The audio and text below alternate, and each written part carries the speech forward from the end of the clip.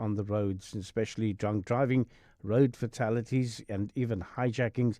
What you should be aware of. If you want to listen back to this particular podcast, it will be on primemedia.com, and you can check it out there. That's the message from us to you. Have yourself a wonderful Easter weekend in Cape Town. I know that there's pickle fish on the.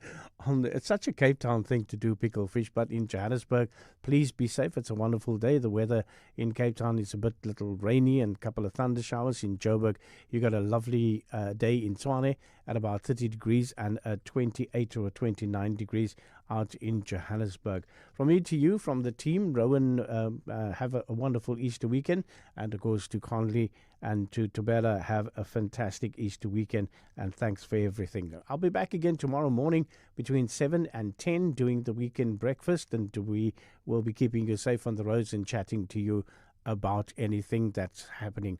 Of course, Les Kivit's not in, Africa Milan is in, and Ray White is in for Bongani Bingwa on the breakfast shows. It's 6 o'clock and it's time for the latest Eyewitness News. This is EWN. A suspect is on the run after fleeing a crime scene in Soweto, and Trump says much of America's objectives have been achieved in the Middle East war, while Iran denies direct talks. Good morning, I'm Sfiso Zulu. Gauteng police are on the hunt for a suspected criminal who fled on foot during a shoot. The confrontation with officers, while two others were arrested last night. Community members were shocked as they stood by while police calmed the area. Kosikona Malingamnisi reports. According to police, a multidisciplinary team, including the Hawks, acted on intelligence about a planned robbery at a local business in Mfulo. Officers identified the suspects near the targeted premises, but the group attempted to evade arrest once they realized they were under surveillance. The suspects then split up and fled in two vehicles, triggering a high-speed chase that ended in a deadly shootout. The Hawks say the arrested suspects will face charges including business robbery, attempted murder, and the possession of illegal firearms. Eyewitness News. The ANC in Gauteng is still in talks with the MK party about the possibility of the organisation joining the executive. Premier Panyaza Lesufi announced changes to his cabinet yesterday, with the most notable development being the EFF joining the ANC-led coalition. The EFF's provincial leader Nkululeko Dunga has been appointed as MEC for Finance. Lesufi has emphasised the decision to invite opposition parties was taken to boost the executive numbers in the legislature.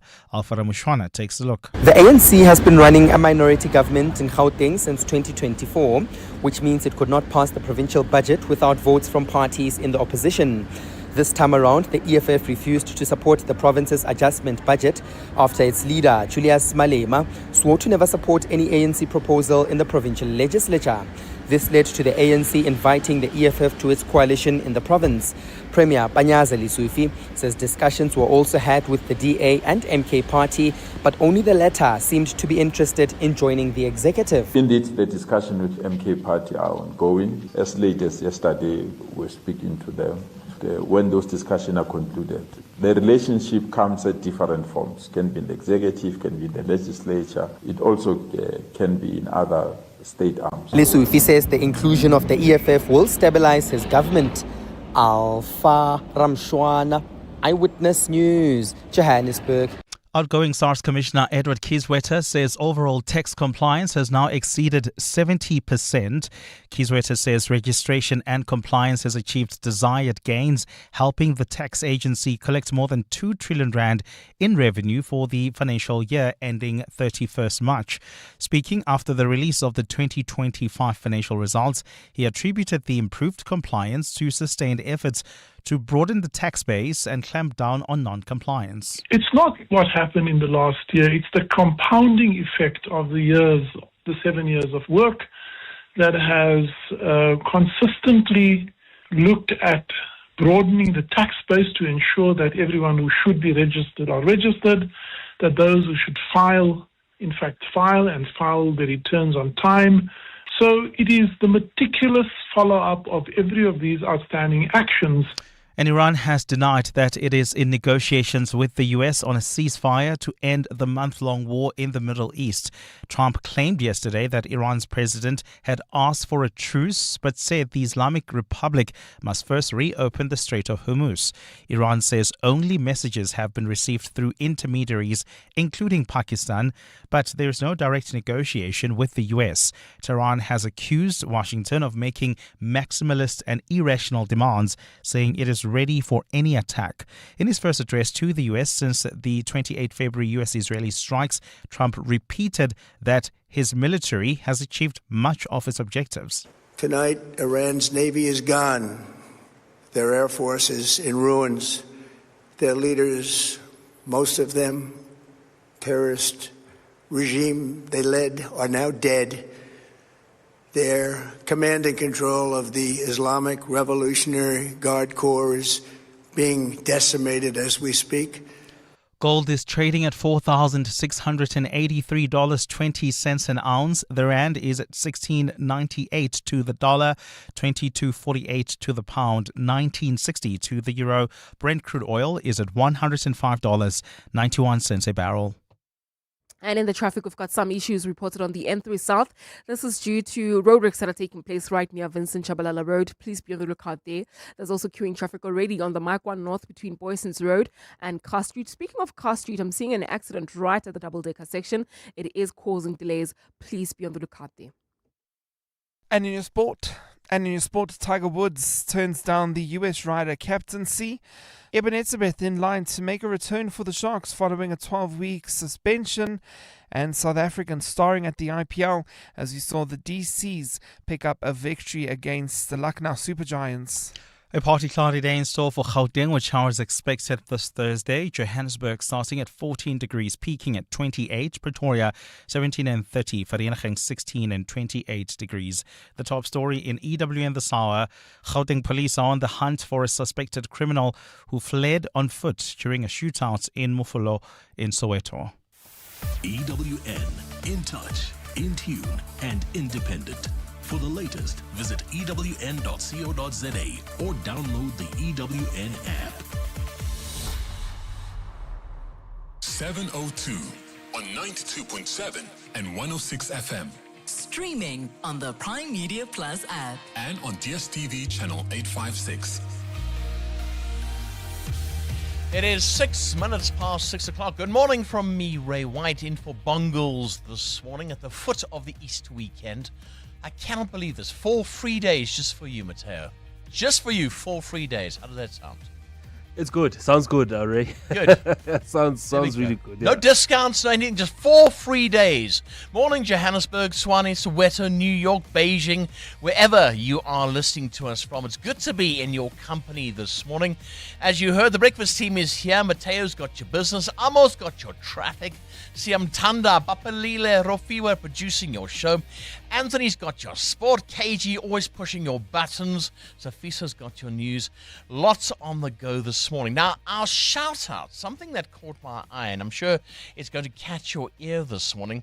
Should our ministers drive flashy, very expensive cars? Now, we've spoken about this already once or twice before, but now the limit to spend on an official vehicle has been raised to 1.1 million rand because, quote, our ministers could not find something suitable for 800,000 rand. So, yeah, my question to you this morning: what should our ministers be driving, and what should the limit be?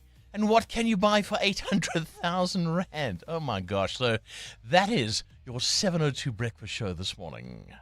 Join us. Let's walk the talk. This is 702.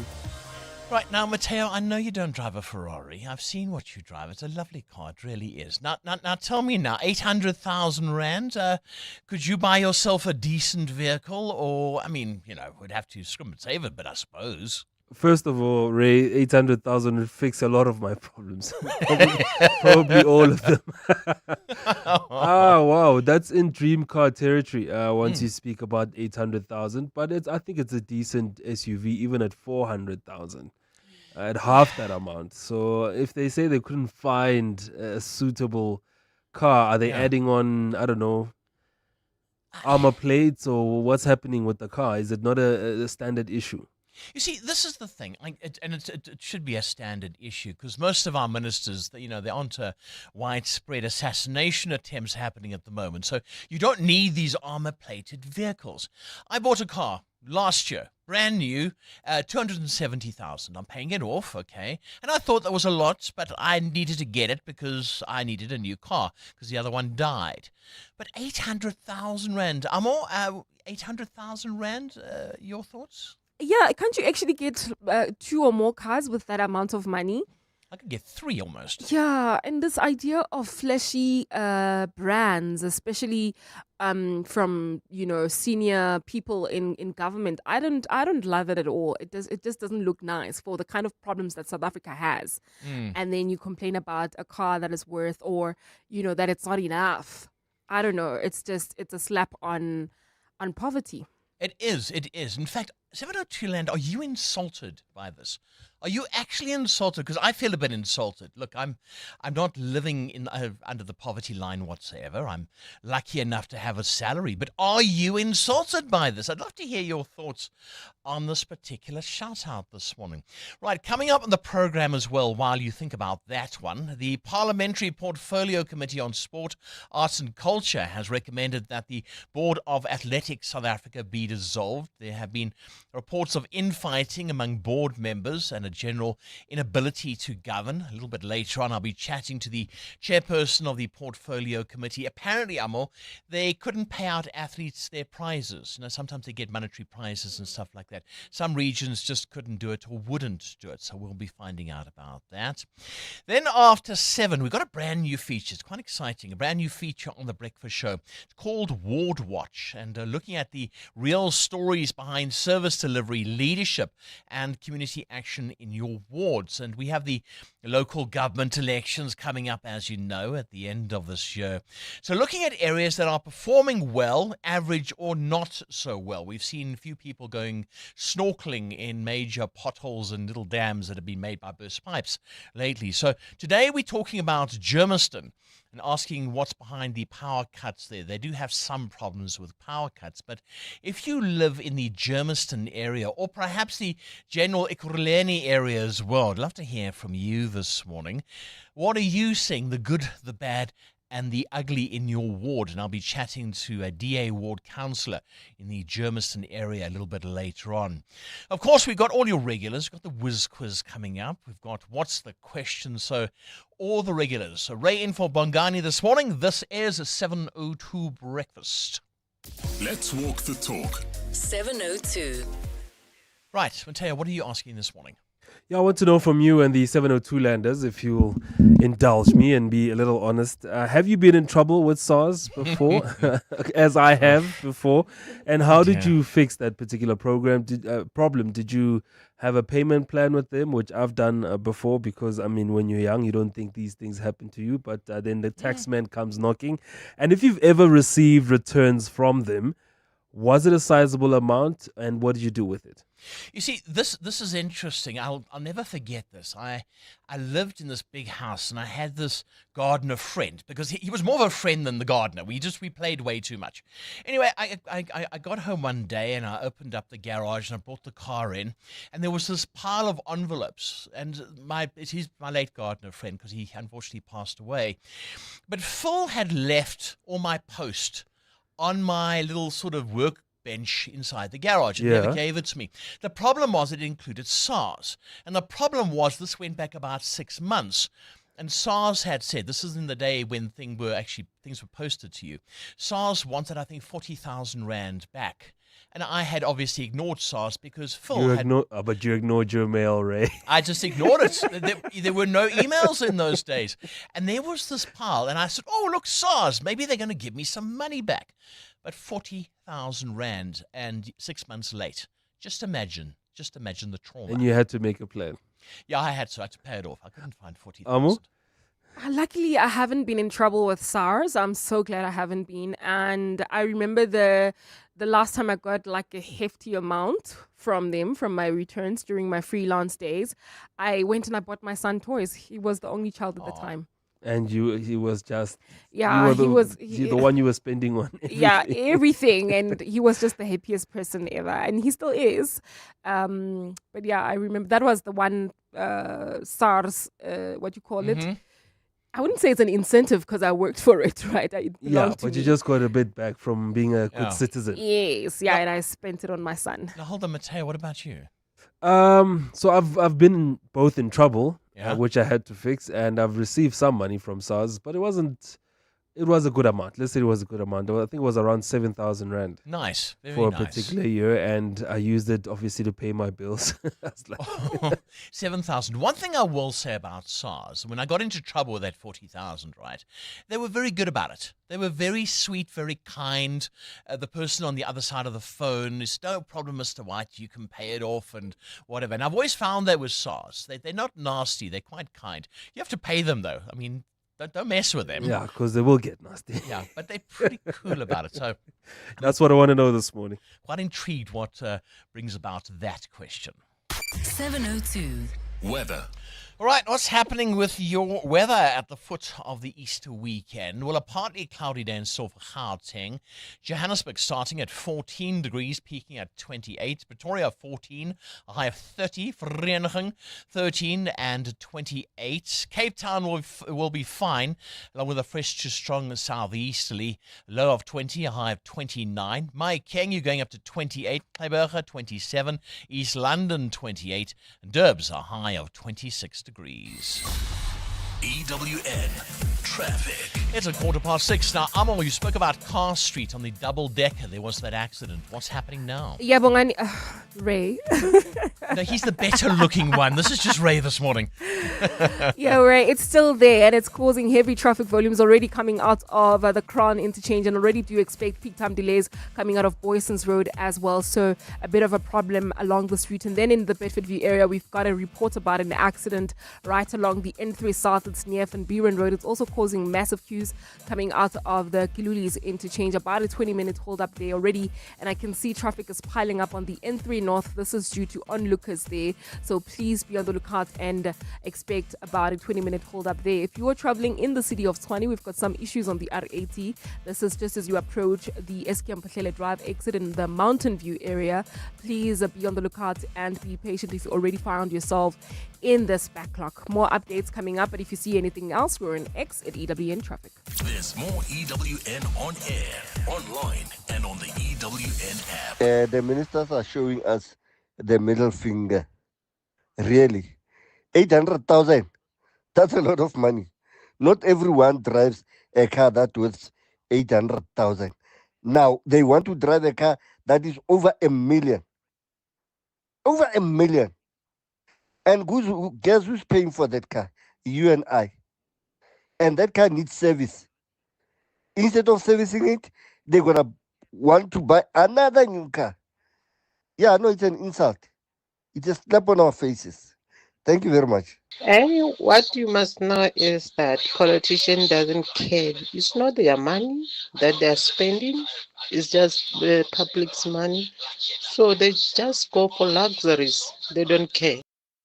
Right, talking about this morning is that the ceiling has been raised to 1.1 million rand for a car because MP said 800,000 rand wasn't enough for their official vehicle.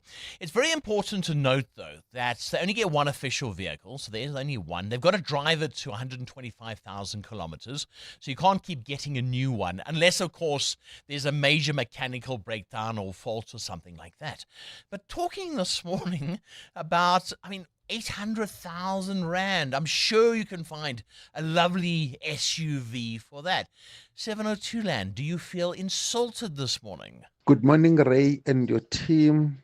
Ray, the removal of Matume Chulwana, one of the best MEC for education in the province, Gauteng, it is disturbing for me. He was a very great education minister, listening to the people concerned. Now it's gone. What next for Gauteng? From Max in Pretoria. Hi, Max. Yeah, very interesting shake-up by Premier Panyaza Lesufi. And I was looking at all sorts of articles with that. And the Premier saying he was pained. He was pained to make these decisions, but he had to bring the EFF in. We've got a brand new finance MEC as well, Nkululeko Dunga. So I don't know what to think about it as well. Lebogang Maile going to that education post. So I don't know. Perhaps let's just give them a bit of a chance and see what happens over the next couple of months. Hey, Rain team. I recently got fined by SARS, and they are so on it. And I got to thinking, if the rest of the country was run in the same way that SARS is, it would be an amazing place. Caps off to SARS. But Aina, my bank account is hurting. This is Kat from Plett. Good morning, Pat. Yeah, you see, this is the thing.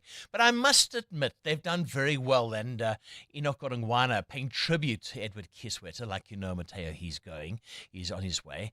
And just saying what he took over during the days of state capture, due to pulling up to what we have now, it's quite a miracle, actually. He's done a very good job. Yeah, he's turned it around. I mean, from May 2019, you'd remember what position SARS or what state it was in at that time, and his job was really to turn it around and make it a great entity again. And I think we'll all agree, given our troubles with SARS and them being able to collect as well as they do, that he's been able to turn it around and even modernize the way they do things to be able to collect as much as they do these days. Yeah, I'm thinking about this as well. Because they collect so well, your VAT doesn't have to go up. They're actually protecting the country. I know that you're probably saying, yeah, but look at how our money's spent. Okay, that's another discussion. But well done to Edward Kiswetter. 702. Add your voice. Have your say. Let's walk the talk. 20 minutes past 6 o'clock. Right, things you need to know about this morning. Tough luck for Tabo Bester. The High Court has shut down his bid to be reclassified as an awaiting trial detainee. Last week, the convicted murderer and rapist took the stand representing himself, arguing that his rights were being violated. He claimed the Department of Correctional Services had already treated him as guilty of escaping from prison, even though that trial is yet to begin. Tough luck for Tabo Bester. Here's a story. Israel has approved a controversial bill that could see Palestinians in the West Bank face the death penalty if convicted of terrorism-related charges by a military court, making execution the default sentence in certain cases involving intentional attacks. The move has sparked strong international backlashes, with the EU and countries like France, Germany, Italy, and the UK condemning it. Critics argue that the law is discriminatory as it does not apply to Jewish Israeli citizens. NASA's Artemis 2 mission, the first crewed journey around the moon in over half a century, has blasted off, and the spacecraft now orbits the Earth, carrying 4 astronauts on this historic voyage. This is so cool. The crew revealed the personal treasures they're bringing along: heartfelt handwritten notes from loved ones, a small notepad to capture fleeting thoughts in the void of space, and the list goes on and goes on. We were thinking, I know you're not going to the moon, and you're not going to the moon, but perhaps you're going away for the Easter weekend. What would you like to take with you? What's the one thing that you have to take with you that you can't be parted with, Amo? It has to be, I can't be parted with there's 5 of my family's pictures. I carry them everywhere with me, in my wallet, they are my bookmarks, they are everywhere. My key ring, the family pictures, and a book. A book? Yeah. Your book's got to go with you. I have to have a book to read. It's either the book is on my phone, on my Apple Books, or a physical book. Oh, I like that. Mateo, what would you take with you on a long distance trip? Oh, not space, eh? Well, we could blast you off to space, but you got to do business news this morning. Probably electrolytes for a long distance trip, just to keep the energies up. Great music, my phone, and the kids. You always take the wife and the kids with. Always a good move, specifically when going on a holiday. 702 Land, what do you take with you? What's compulsory for your journey?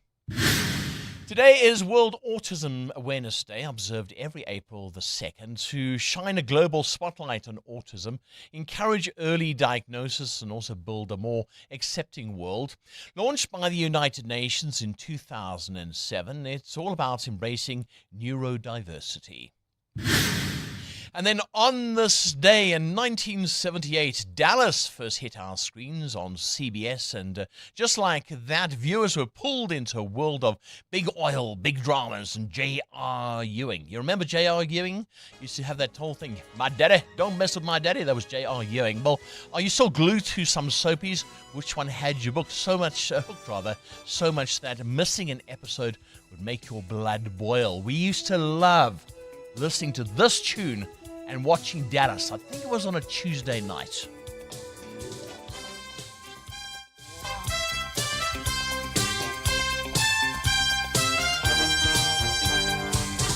There you go, Dallas. Mateo, too young to remember that one. No, my grandmother was glued to that. And we also used to fight over all sorts of soapies and the cartoons I wanted to watch at the time. Dear. So, yeah.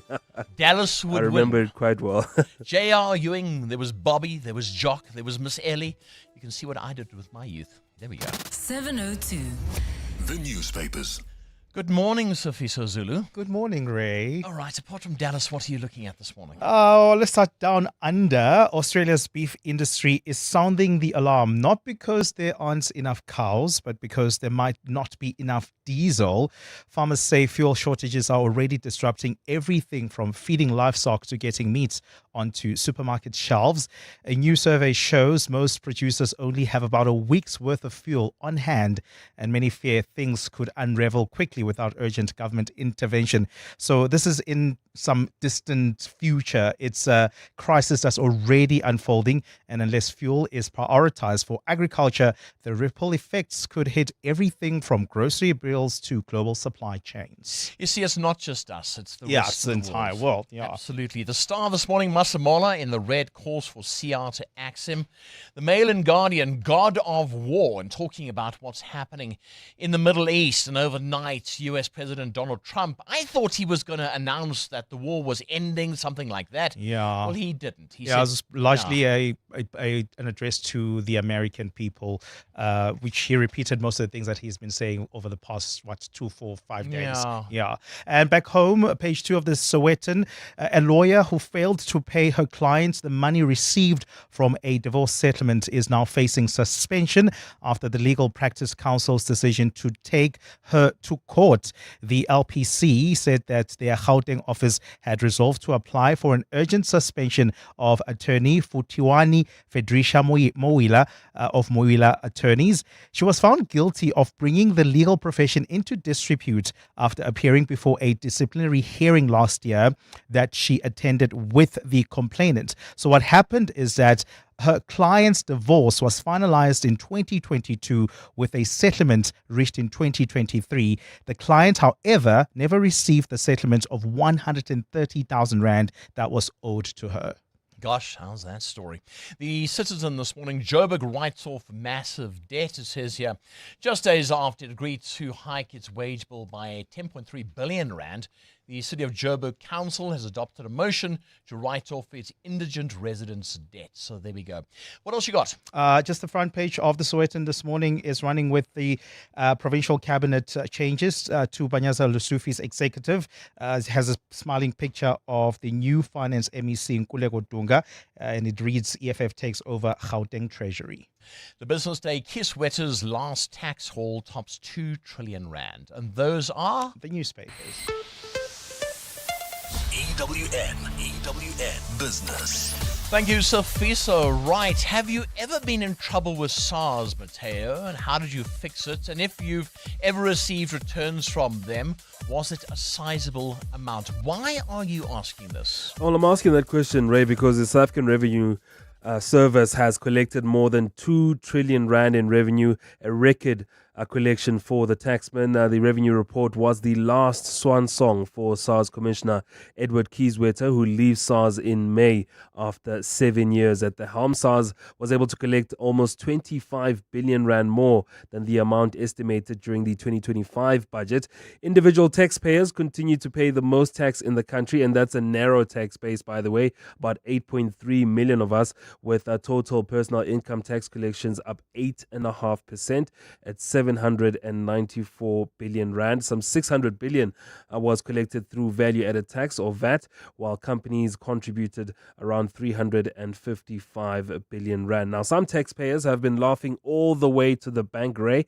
SARS has refunded taxpayers to the tune of more than 450 billion rand, with VAT returns amounting to 371 billion. Edward Kieswetter inherited a very broken organization in May of 2019, but since taking over, public trust has increased from below 50% in 2019 to the current levels of well over 70%. Now, despite the great work that SARS has done, Commissioner Kieswetter says activities such as smuggling, customs fraud, excise fraud, as well as the tobacco and alcohol syndicates take away around 100 billion rand from the country's fiscus.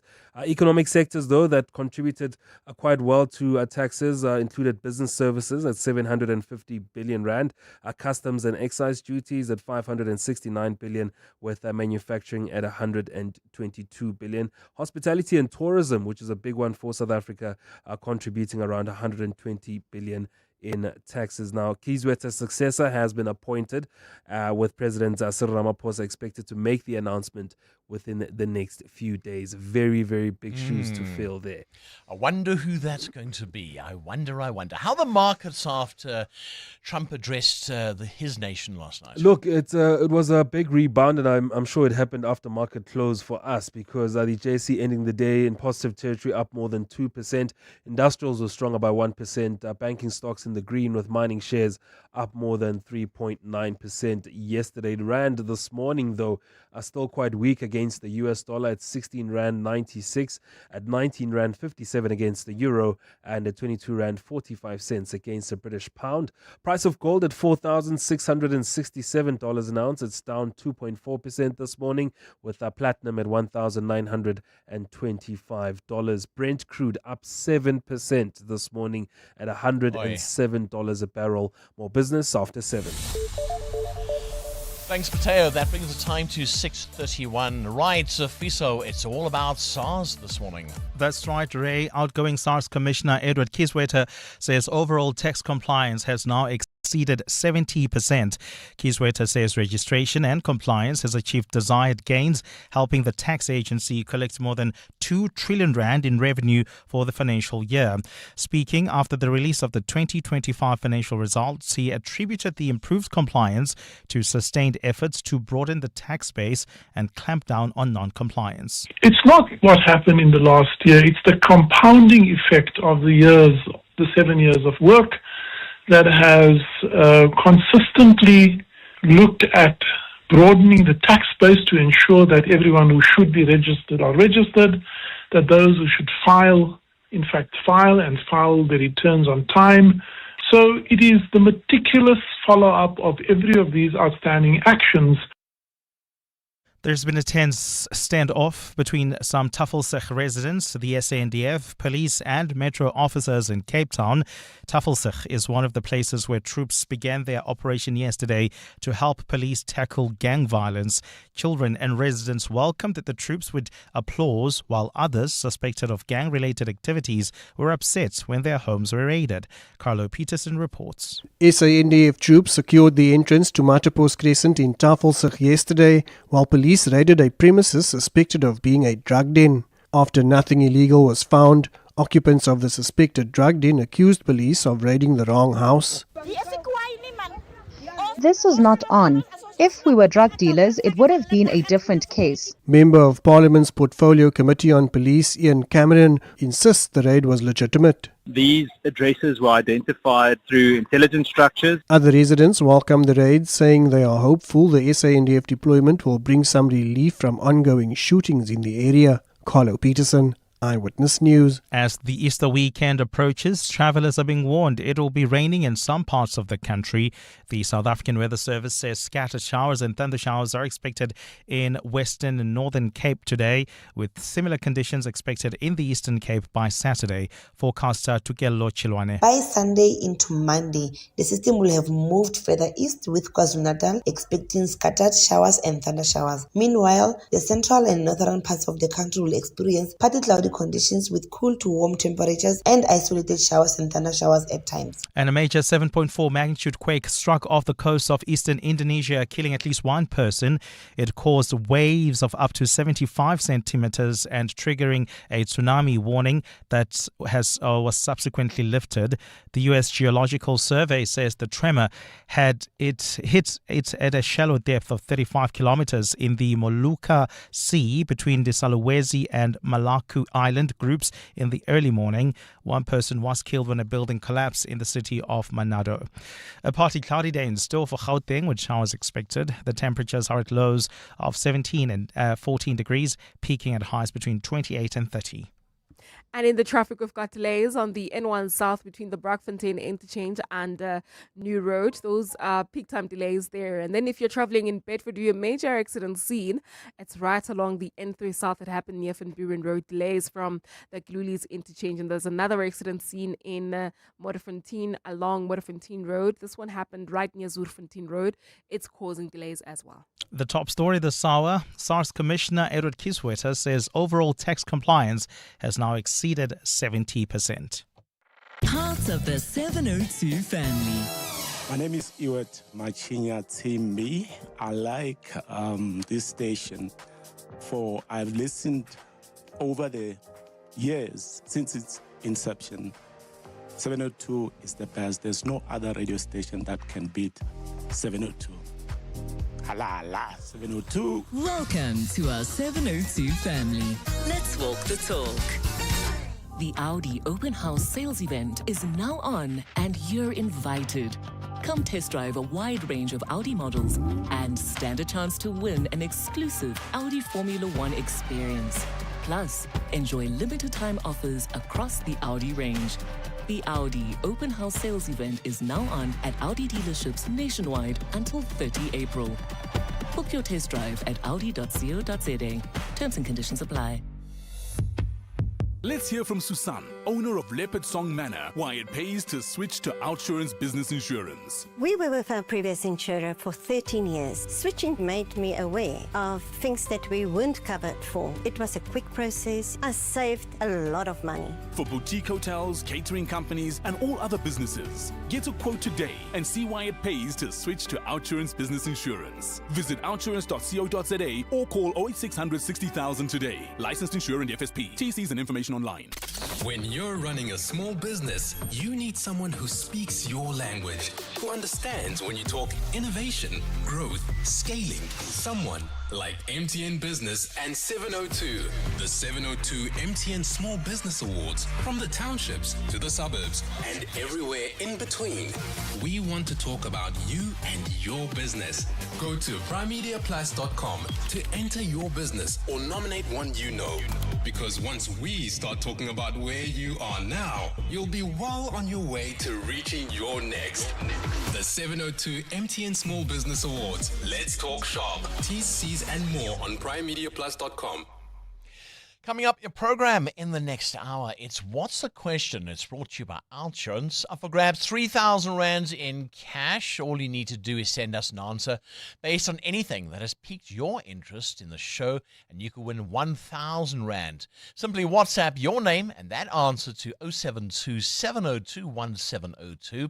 And of course, a little bit later on, someone else will ask the question to win 2,000 Rand. So remember, you stand a better chance of being selected to give us today's answer if you have SMS out to Outsurance and got yourself a quote.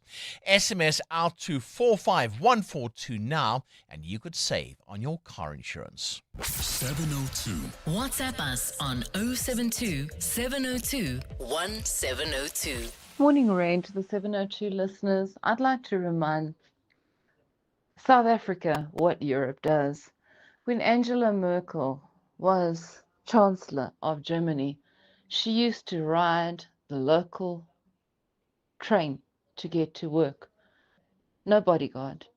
Mark Rutte, who is currently the UN Special Envoy for NATO, used to be the Dutch Prime Minister.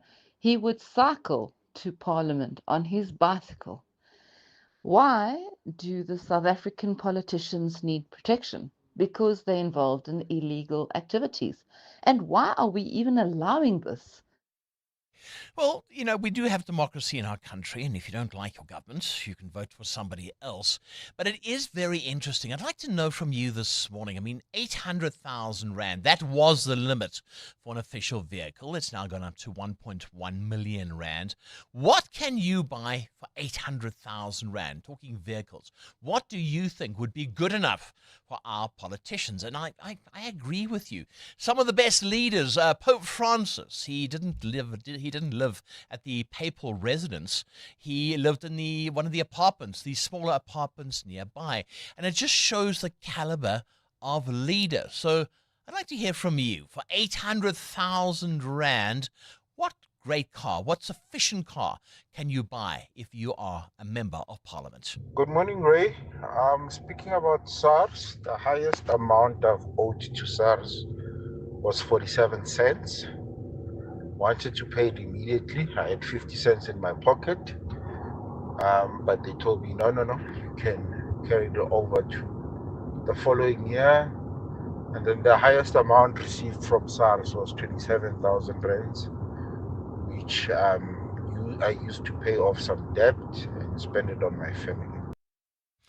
The nice thing about SARS is that they pay very quickly. Now, sometimes they do audit you, and they have a look just to make sure if you're getting back over a certain amount, they will audit you. But if they don't do that, it's like the next day kind of thing. And it just shows the caliber of what we have at SARS at the moment. They are so streamlined. You can do your e-filing. It's so easy to file your taxes. And I think it goes a long way to what Edward Kiswetter has achieved. And I think a big thank you to our outgoing SARS Commissioner.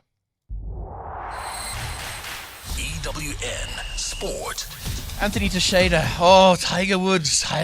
When I saw that news story break about that driving under the influence of alcohol, DUI, I did think to myself, oh, shame, this poor guy. Really, he needs help. Yeah. And now no Ryder Cup.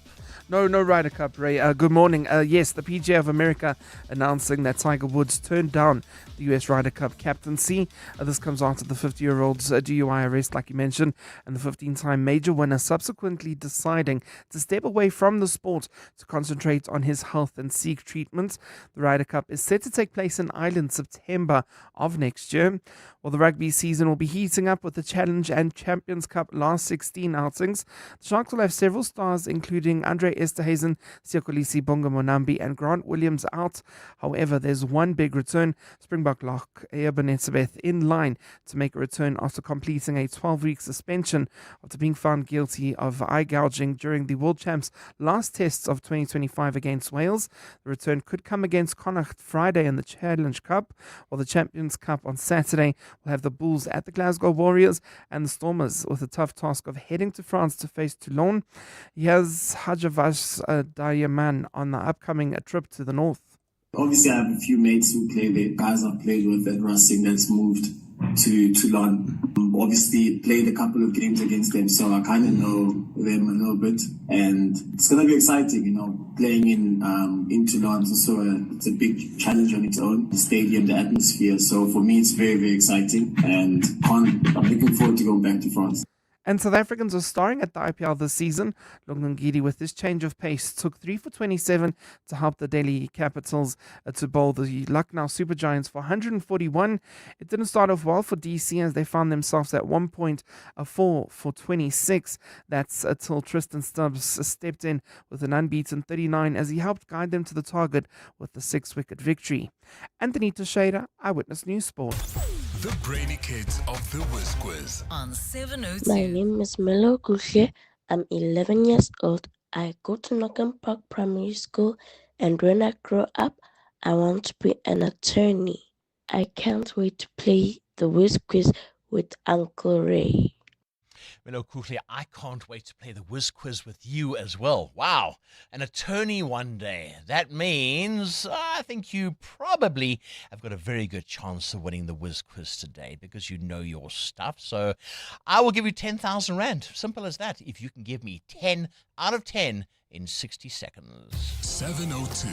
Coming up at 7:15, the big interview. EWN Traffic. 17 minutes to 7 o'clock. This EWN Traffic brought to you by Outsurance. SMS out to 45142 now. You could save on your car insurance if you don't ask them for 500 Rand. The traffic is quite heavy today. Bedford View, some delays. Yeah, that's correct, Ray. That's due to that major accident scene that happened along the N3 South. It's right near the Van Buren Road exit. It's causing delays coming out of the Kilulis interchange. Please be on the lookout there. And do expect delays as well if you are traveling on the N12 as well as the R24 West. There's bumper-to-bumper traffic there. Around 20-minute delay between Edenville Road and the Kilulis interchange. If you are heading towards Bedford View via the N3 North, more traffic volumes for you between the Elands interchange and Van Buren Road. So please be patient traveling around the Bedford View area and expect those hectic delays. More updates coming up. Stay tuned. There's more EWN on air, online, and on the EWN app. Things people stress about in traffic. Number 51. Did I use too many emojis in that text? Did I sound too eager? Oh, the mental gymnastics. Well, with the Outsurance pointsman on your route, at least the traffic is one less thing to stress about. The Outsurance pointsmen have been easing traffic congestion so we all get to where we need to be quickly and safely for the past 20 years. With Outsurance, you really always get something out. In partnership with 702. Outsurance is a licensed insurer and FSP. This Easter weekend, 702 brings you more than great conversations. So, stories and sounds to carry you through your long weekend. Whether you're on the road, gathered with family, or stealing a quiet moment for yourself, we're right there with you. From Good Friday through to Easter Monday. Enjoy special holiday programming to keep you connected, entertained, and completely at home. Join Kenny Maestri from 10 a.m., Bushaza Sibia from 2 p.m., Richard Nwamba from 5 p.m., and Notemba Madumo closing out your Easter Monday from 5 p.m. Wherever your Easter takes you, take 702 with you. Stream 702 live on the Prime Media Plus app. This Easter, 702 is with you. 702. Let's walk the talk. Hi, this is Teko Modise, Hollywood Bet's brand ambassador. Be a winner who knows when it's time for a timeout and play responsibly. If you or someone you know needs help, call the South African Responsible Gambling Toll-Free Counseling Line on 0800 006 008 or WhatsApp help to 076 675 0710.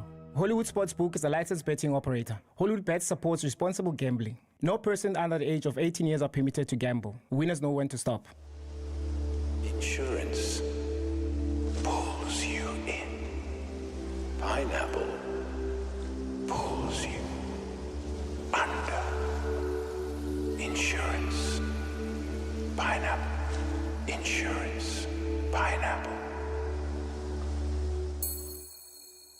Pineapple FSP 48650 is underwritten by Omart Insure Limited, a licensed non-life insurer and authorized FSP.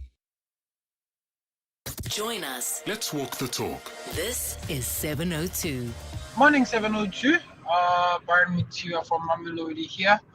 You know, a friend of mine just recently bought himself a A4, a 2022 A4, leather interior, aircon, all the amenities that a successful man would want in a car. Very spacious, very beautiful car. Honestly speaking, I'm even jealous of it. And he got that for less than 300,000 Rand. Less than 300,000 Rand on the second-hand market.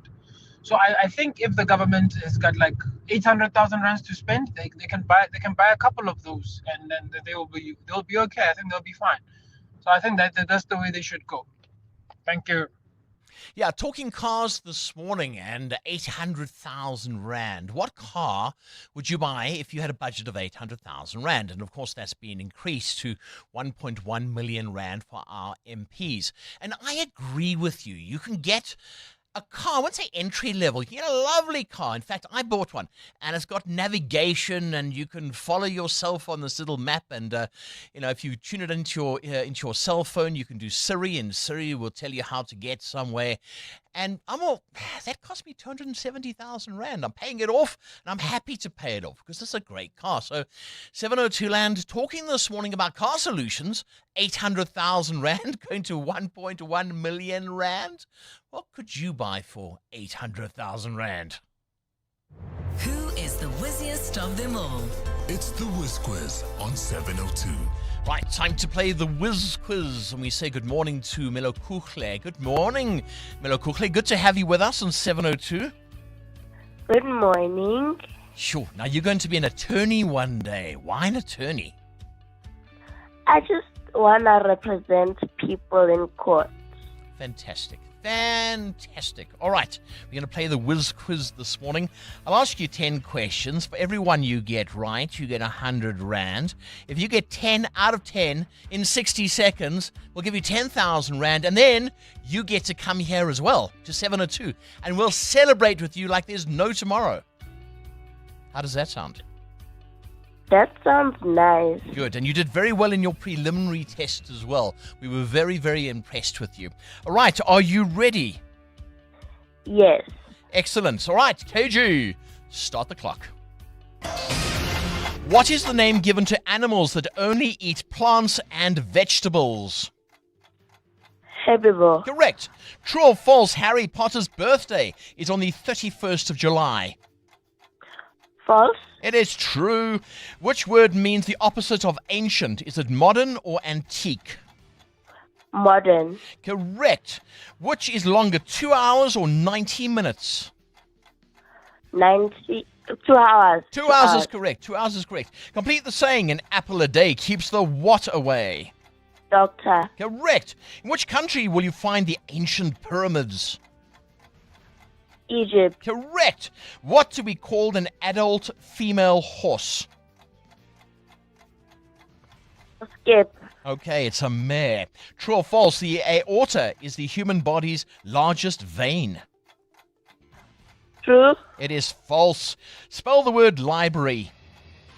L-I. Oh, we just out of time. All right, judges, let's have a look here. You got 5 out of 10. 5 out of 10.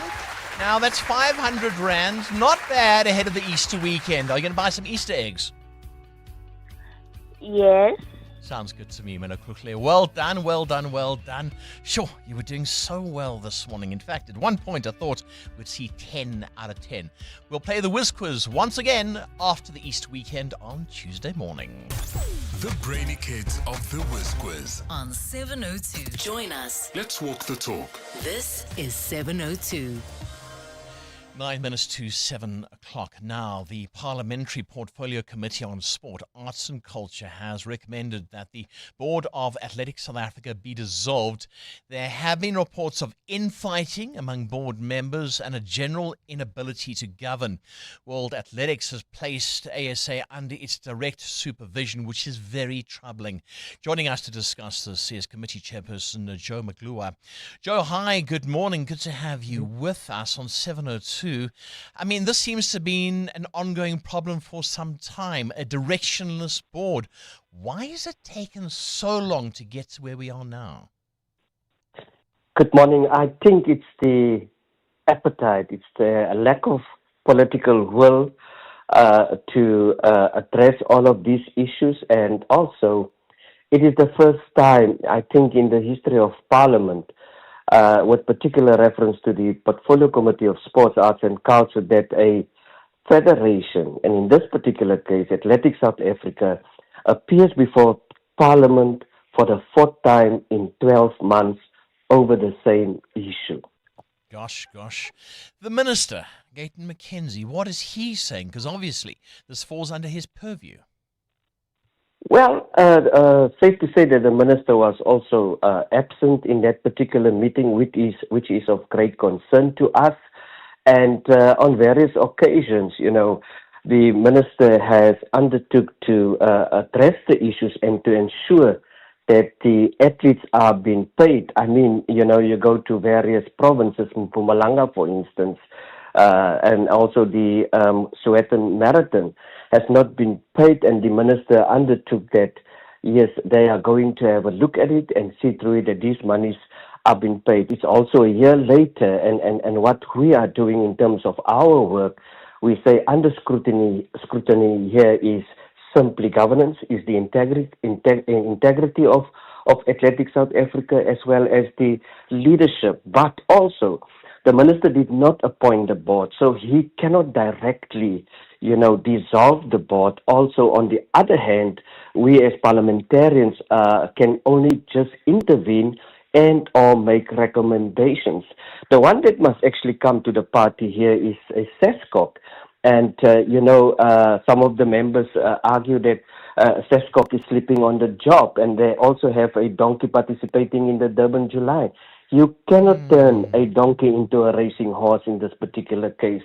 And it is time for SESCOC. They have done it before. They have done it with Chess South Africa, and we cannot see how they can't do it now. And there's so much potential in South Africa when it comes to the sport, arts and culture side.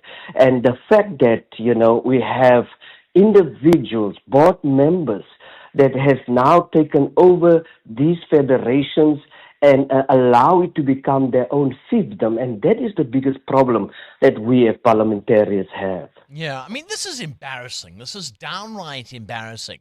You also have a look at what happens when we go to the Olympics and we sort of enter competitions like that. I mean, we are nowhere. Sometimes our results are dismal, and we can't blame the athletes for this. I mean, this goes straight to governance. Joe, what happens next year? Because you say it's in the ball is in the court of SASCOC. I mean, what happens next? You've made your recommendations. Now what? Yeah, you're talking about the Olympics. We have Botswana participating and actually win in the Olympics the relay. And I must stress that those individuals, the ones who's performing in Botswana, is using our high performance centers in South Africa. But what we have said, all members have now had their input. We will then also, get all of this together, and the committee will adopt a formal resolutions and recommendations that will hopefully be concerned as to whom they will be directed to. And, following our deliberations in the room, you could sense the distrust, you could sense the dishonesty, but we are happy that SASCOC also respond to most of our concern positively, and also will hopefully consider our recommendations. And we all wish to work with the federations. We all wish to work, with the World Athletics. We even have now asked for an official letter from World Athletics so that we can see what is this monitoring all about, and that they must explain. The board is actually, it must be dissolved. They must get new leadership. Everyone is implicated. Key individuals are being implicated of mismanagement of funds. We cannot have individuals serving an entity of this, federation of this nature. But when their hands are in the public turf, they are just being completely come back to those positions, pay that monies back, and we say there must be action when it comes to Athletics South Africa. And it's not Athletics South Africa the only one. It's not the only federation. We said with Karate South Africa, where the father, the son, the wife, the husband, contracts are being allocated. It's a complete mess. And we say as parliamentarians, as long as any federation receives money from Parliament, we will scrutinize it to the T, make those recommendations, take it to Parliament, and that Parliament formally adopted a resolution to see through that we have South Africa fix when it comes to our sport. But Joe, there's got to be better oversight. If you're talking about Karate South Africa with like you said, a mom, a pop, a son, and all the rest of it being in charge, surely, there's got to be better mechanisms put in place so that you have a better governance body. There are, like I said, it is the political will. We have Parliament, the Portfolio Committee itself. We have the Department of Sports, Arts and Culture itself, which falls under the Minister. We have SASCOC.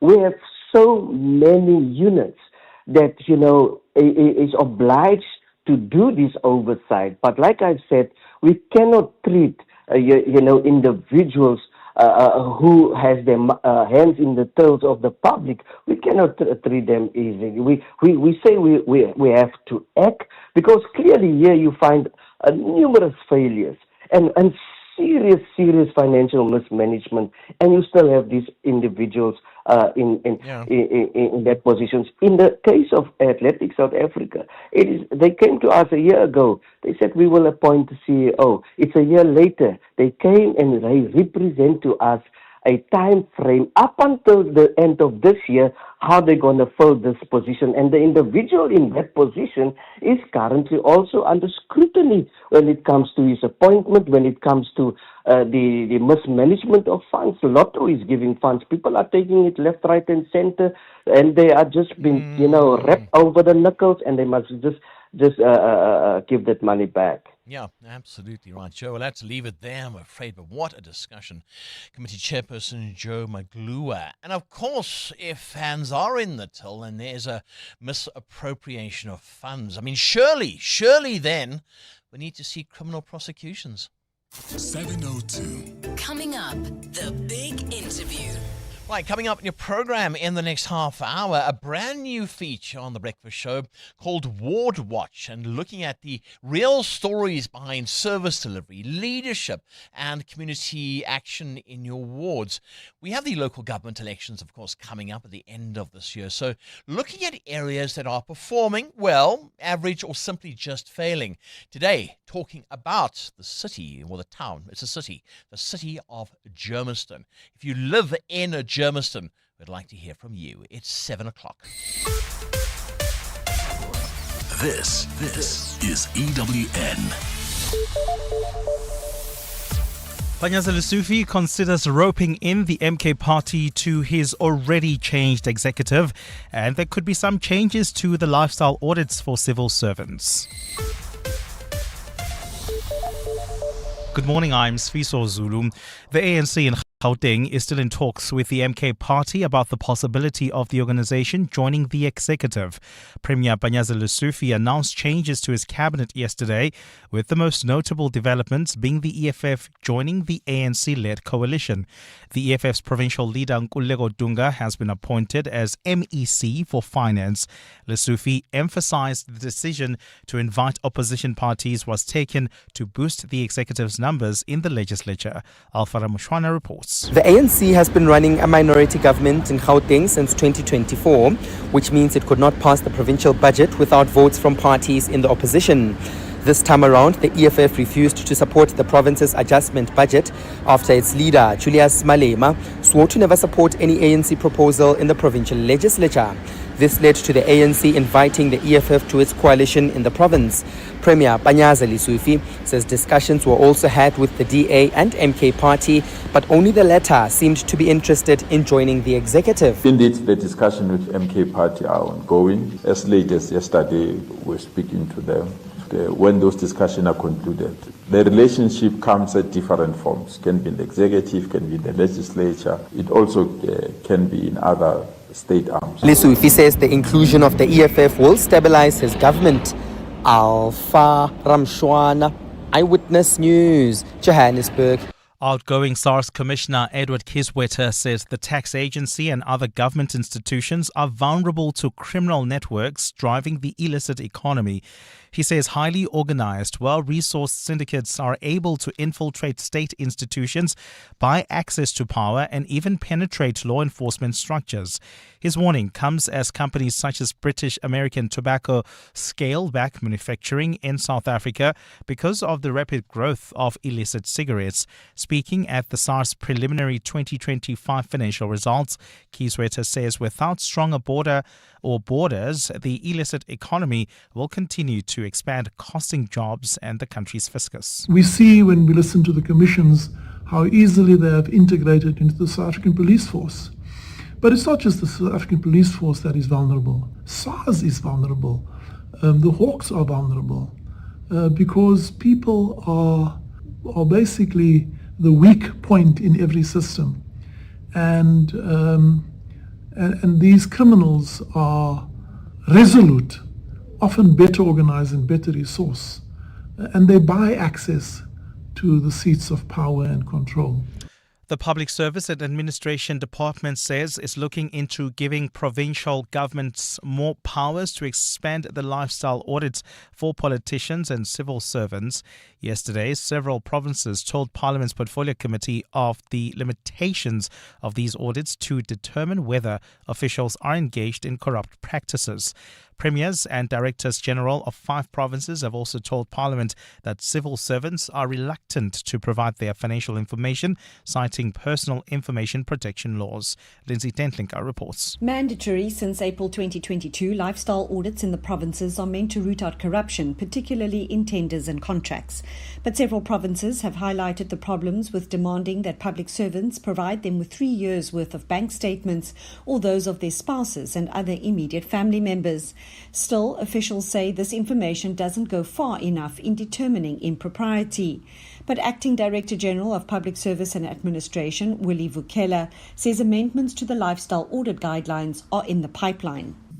So we're going to develop a tool with SSA and SIU. When an officials go through school clearance, we'll build in the lifestyle audit tool. It moves parallel.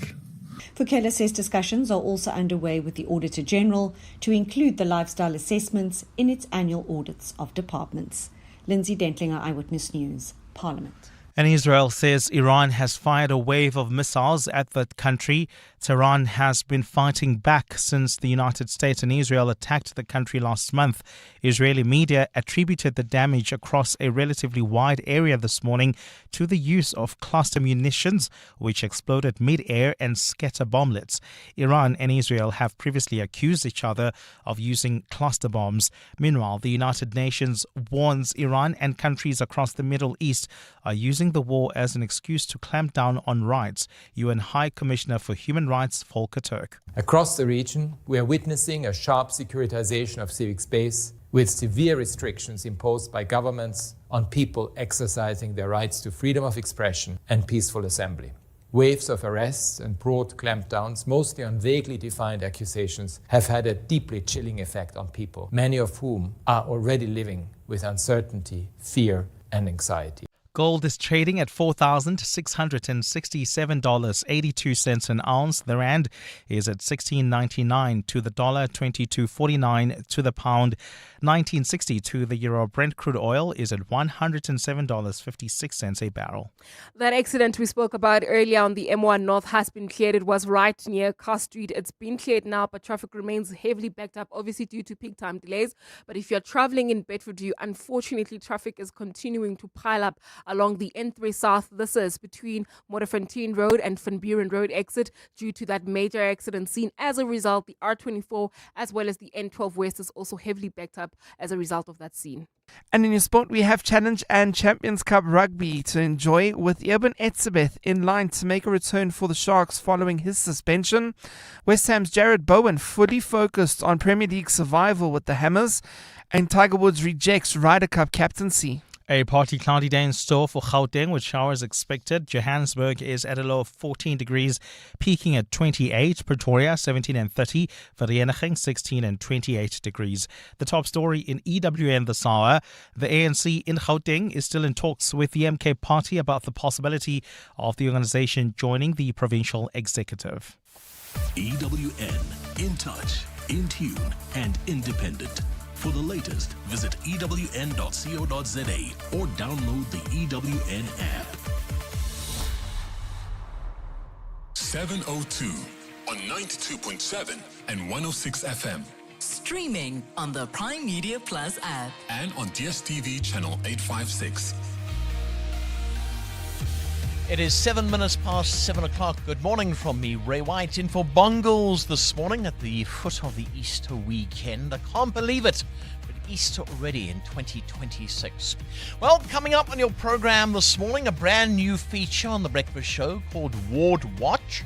We look at the real stories behind service delivery, leadership, and community action in your wards. This morning, looking at Germiston with complaints of persistent power outages. Now, I'll be speaking to a local councillor there about Germiston. Do you live in that area? I'd like to hear from you.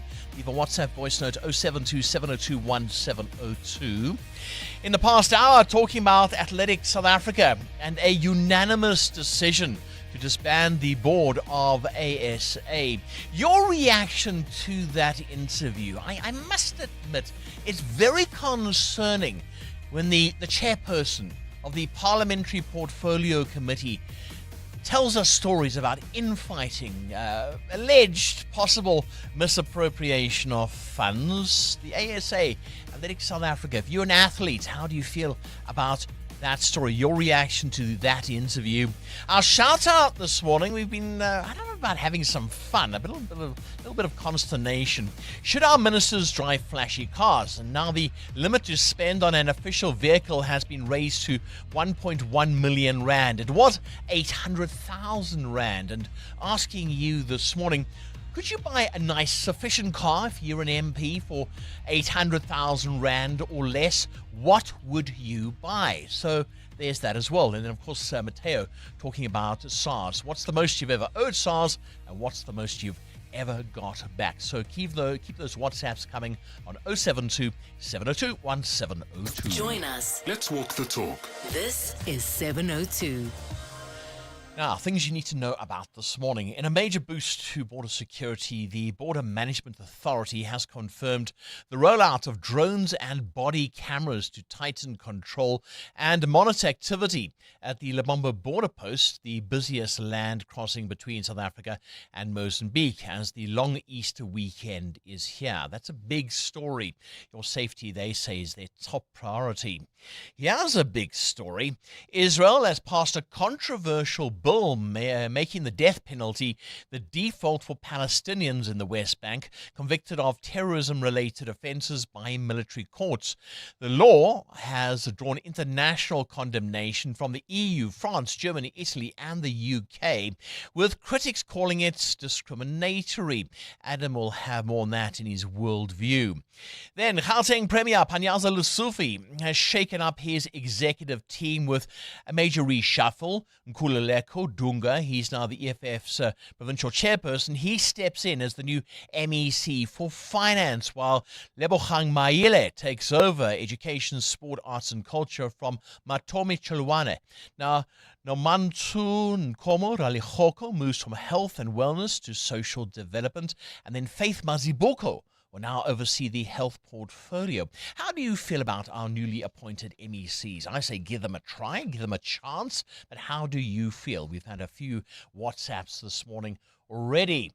Then, is this a prank at the La Baraka de la Abula area in Malaga? Staff accidentally foiled an armed robbery because they thought the masked intruder, wielding a machete, I must say, was just a regular customer pulling a prank. So instead of panicking, the waiters laughed outright. One even grabbed the machete, casually quipping it looked like a toy, just like reacting to a friend's bad joke. I think it's quite a funny story.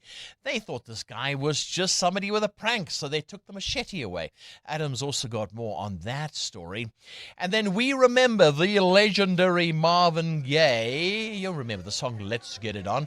He would have turned 87 years old. He was born on this day in 1939. He gave the world timeless classics like What's Going On, Let's Get It On, and Gotta Give It Up, just to name a few.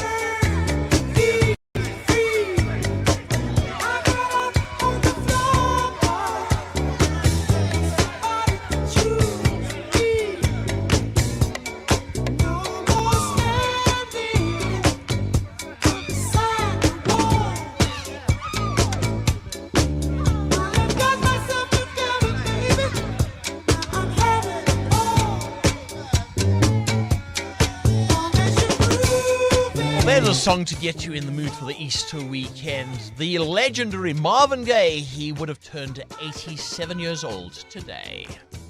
702. Up next, The Big Interview. EWN Traffic. 13 minutes past 7 o'clock. Right, I'm all mid-rand delays. That's correct, Ray. We've got queuing traffic on the N1 South between Samrand Avenue and New Road. This is due to peak time delays. Please use Pretoria Main Road or even the R21 South if you're heading towards areas like Kempton Park.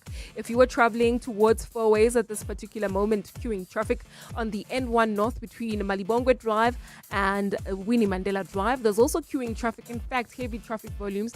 Traffic is congested along this route on the N3 South between Modderfontein Road and Van Buren Road due to that major accident that happened in the early hours of this morning. It is causing heavy traffic volumes. As a result, the routes that are leading towards the Kirulis interchange are heavily backed up. The R24 West as well as the N12 West.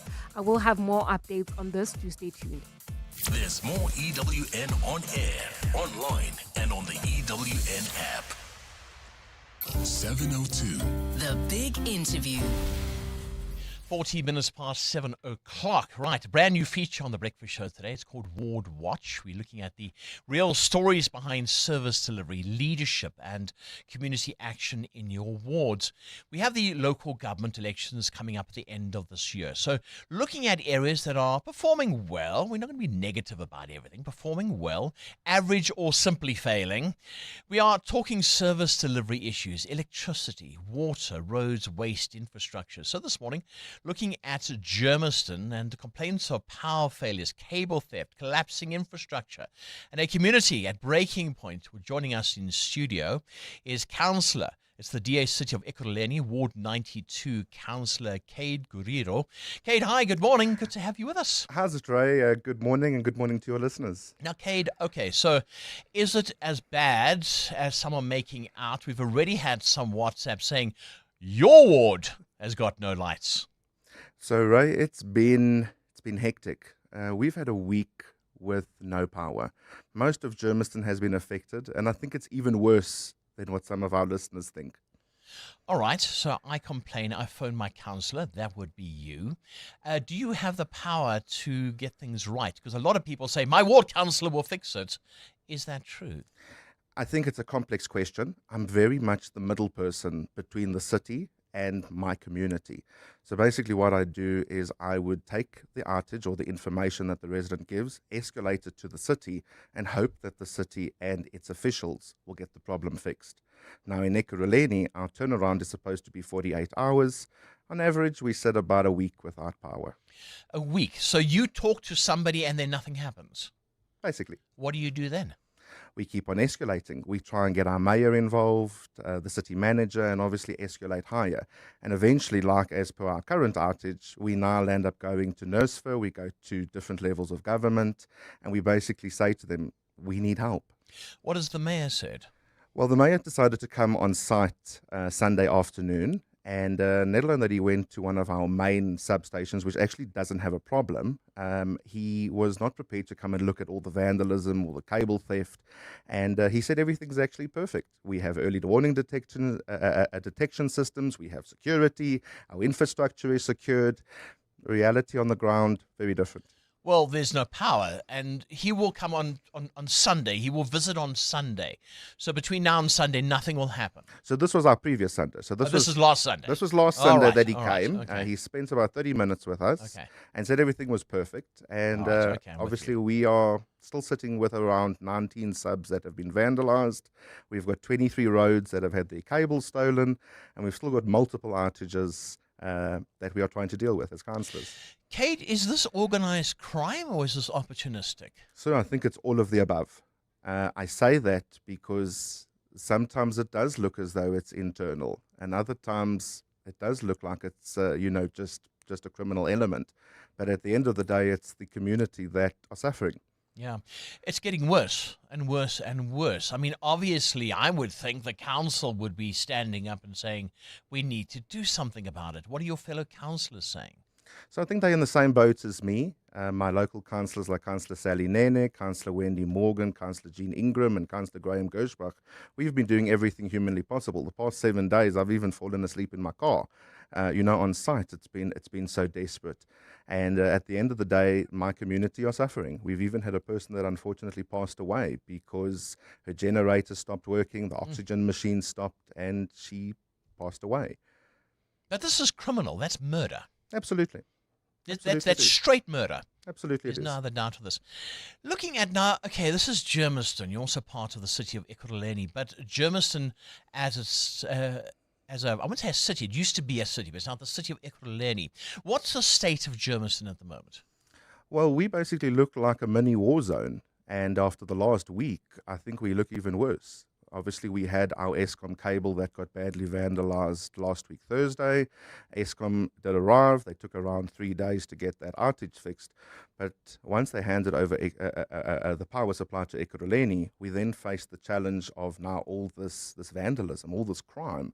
And, obviously I'm speaking on one avenue, which is in terms of our power, but every other department's doing the same problems. Yeah.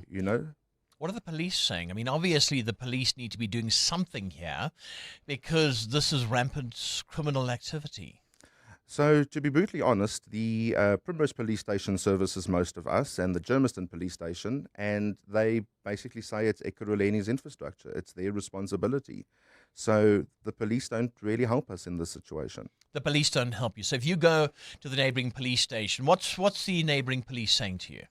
So they are referring us back to the city, saying that... Just you go back and forth, back and forth, back and forth. Absolutely. And remember that my residents are doing very much the same thing because they're phoning the police saying, we've caught the criminal, now what do we do? And we had this the night of the 28th where a criminal was caught in the act. Yeah. And eventually the police arrived, but they then relied on the city of Ekurhuleni to come and open cases. Now, at that time of the hour, Ekurhuleni is long closed. They don't work night shift. But let me just get my head around this. Hold on a second. If somebody is caught doing something, why does the city of Ekurhuleni need to open up a case? Surely the police, this person's been caught doing something, the police then charge that person.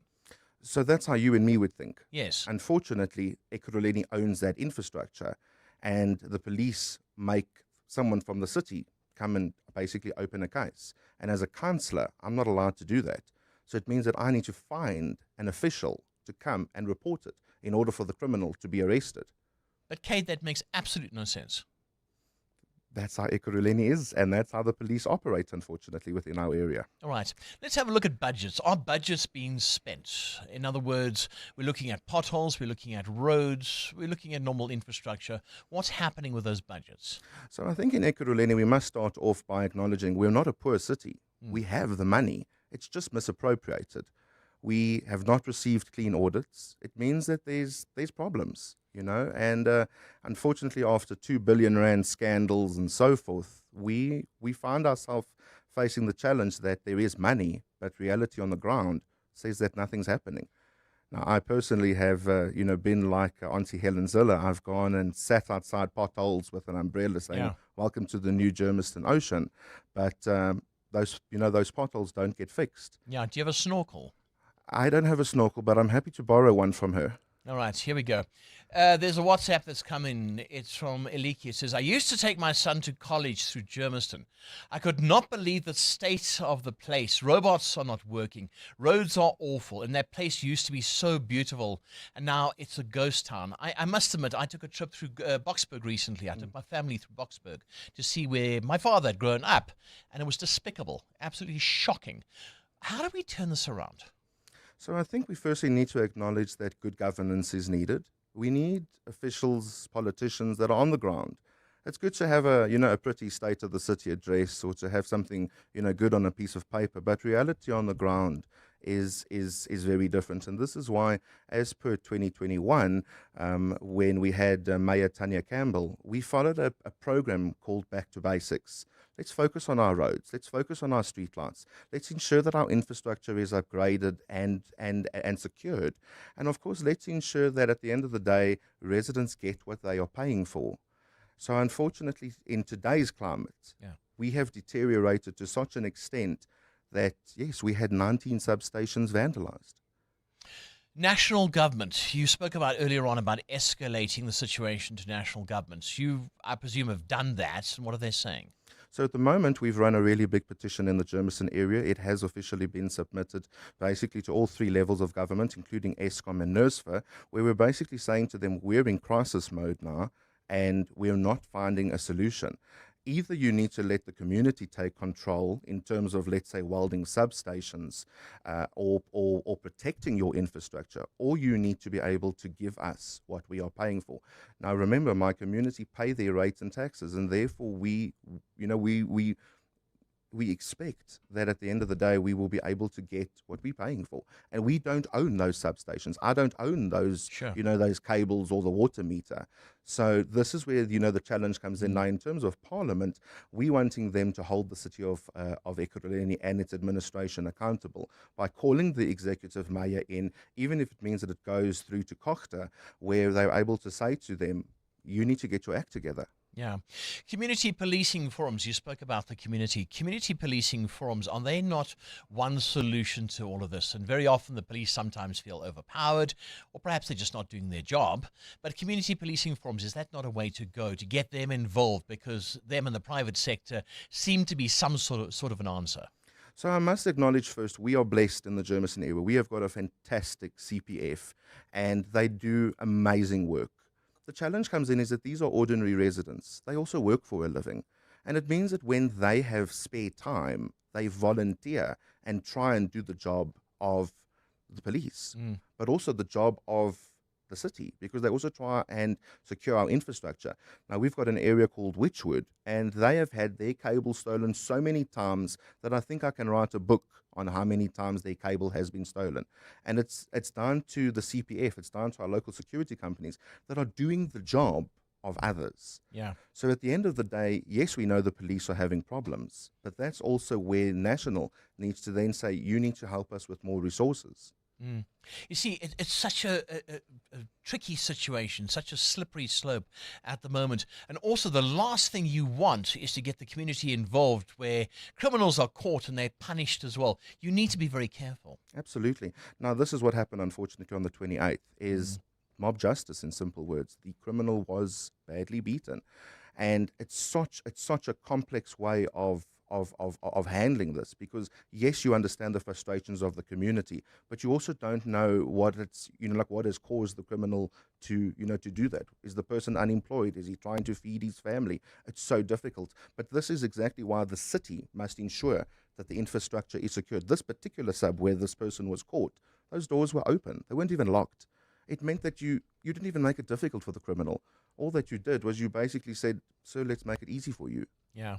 Let's put party politics aside. You are from the Democratic Alliance, but is there political will from other councillors, from other parties as well, from the city, members of MMCs? Is there political will there to fix the situation, or are you doing this on your own? So firstly, the coalition itself seems to be in this bubble that everything's perfect. Now, don't get me wrong. There is a road that'll get fixed, or a pothole that'll get filled, or a water meter that'll get fixed. But that's not fixing the bigger problems. And obviously the challenge comes in is we've seen how, the mismanagement, the fruitless and wasteful expenditure has occurred. We've seen how the city has so badly deteriorated under its current, coalition. And obviously from my side as a ward councillor, I feel very much as though I'm hitting a brick wall on a daily basis.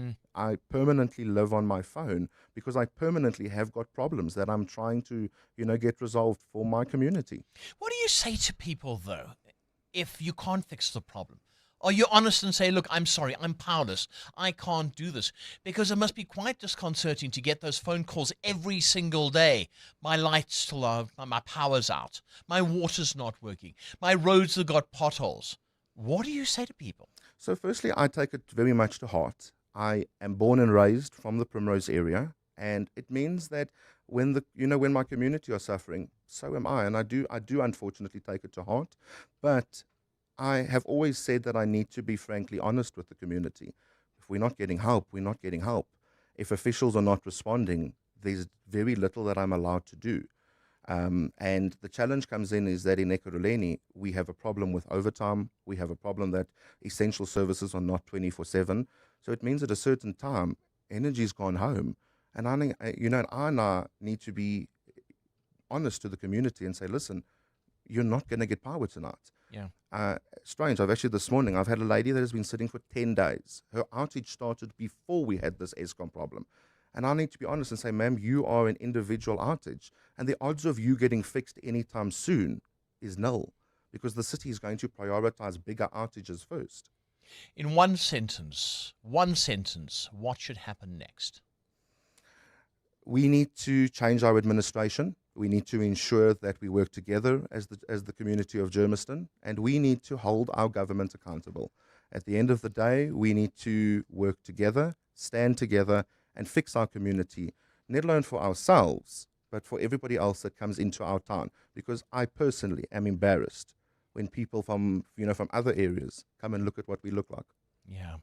DA City of Ekurhuleni Ward 92 Councillor Kate Guerrero, thank you so much for coming in to 702 this morning. I do appreciate you taking the time to come and see us. 702 Land, what is your reaction this morning?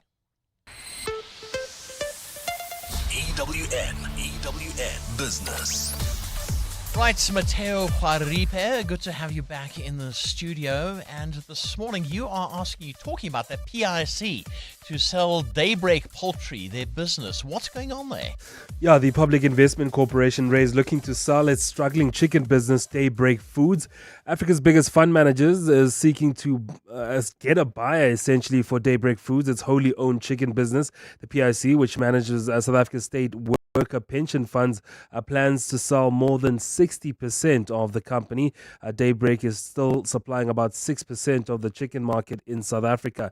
Now, it's had its problems, of course. Last year, May, Daybreak still supplied more than 6% of the market, but had its measurements in terms of how it supplies the market going down, and also had troubles with the NSPCA. Of course, they had to cull more than 300,000 of their chickens because they were not taking care of them.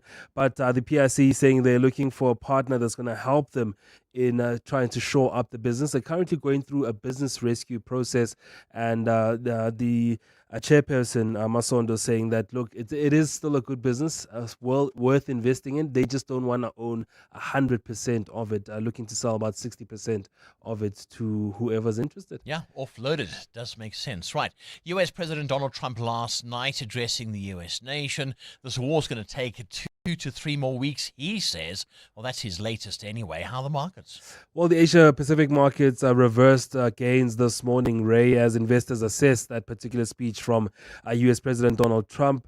During the speech, President Trump reiterated that the U.S. objectives in Iran were almost met and said that we have all the cards in the conflict, something some analysts have been posing. Early Wednesday stateside, Trump claimed that Iran's new regime president had asked the U.S. for a ceasefire, a claim that Tehran has denied. So it's a he said, she said type of situation. But as that particular war continues, the price of oil, of course, keeps increasing. Looking at the markets and how they've been performing, the JSE All Share up 2% yesterday, pushed up by mining shares, which were up 3.9%. Some of the biggest winners, including Pan-African Resources, up 8.5% yesterday. The rand at this hour, 16 Rand 99 against the US dollar, 19 Rand 59 against the euro, and 22 Rand 48 cents against the British pound.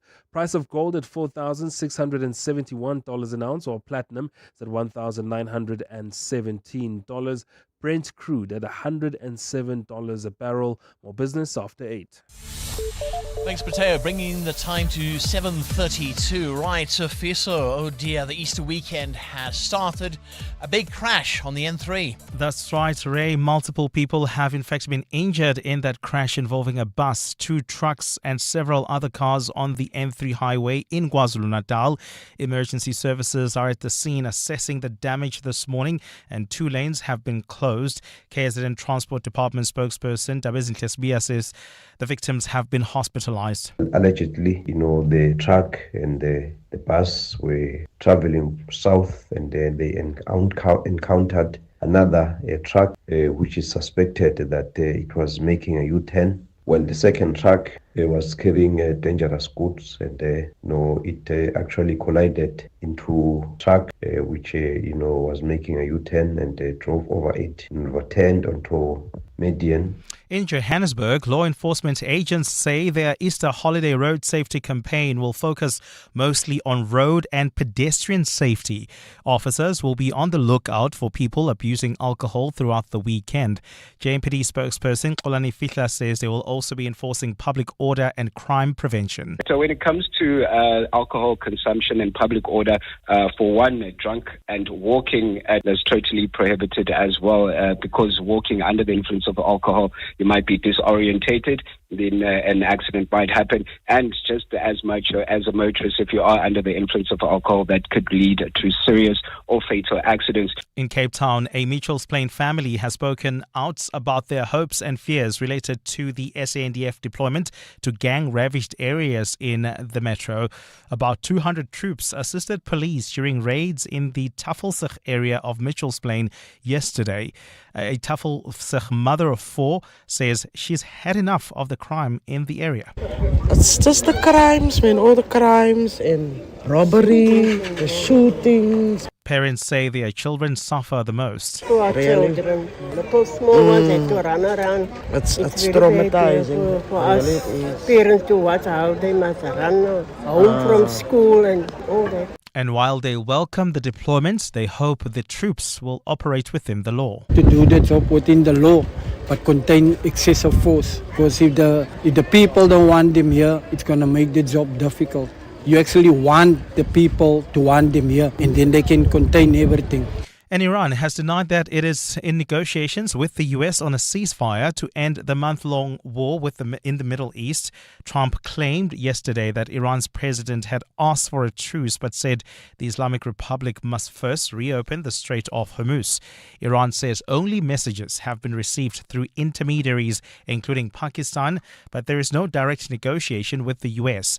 Tehran has accused Washington of making maximalist and irrational demands, saying it's ready for any attack. In his first address to the US since the 28 February US-Israeli strikes, Trump repeated that his military has achieved much of its objectives. Tonight, Iran's navy is gone. Their air force is in ruins. Their leaders, most of them, terrorist regime they led, are now dead. Their command and control of the Islamic Revolutionary Guard Corps is being decimated as we speak. A partly cloudy day in store for Gauteng with showers expected. The temperatures are at lows of 14 and 17 degrees, peaking at highs between 28 and 30. And in the traffic, we've got heavy delays on the N3 South. This is between Modderfontein Road and Van Buren Road. A major accident seen along this route. Please be on the lookout there. About a 30-minute hold-up reported. Please try to avoid if you can. You can still use the R21 South as well as the M1 South, depending what's your destination. And then if you're traveling on the N1 North, we've got queuing traffic between the Malibongwe Drive exit and Winnie Mandela Drive. That's due to peak time delays. The top story this hour, multiple people have been injured in a crash on the N3 highway in KwaZulu-Natal. Clement Maniatella. Weekday mornings, 9 to 12. 9 to 12. For Sumzi, there was that question about faith, and then the question about what's the point of praying if then you're also going to be told, but it's the will of God. So then it's already decided. So, Ntandazelani. The issue of definition of faith. It's one of those things where it doesn't matter how it is explained to you. It will either make sense to you or it doesn't make sense to you. In and of itself, faith is something that exists within us.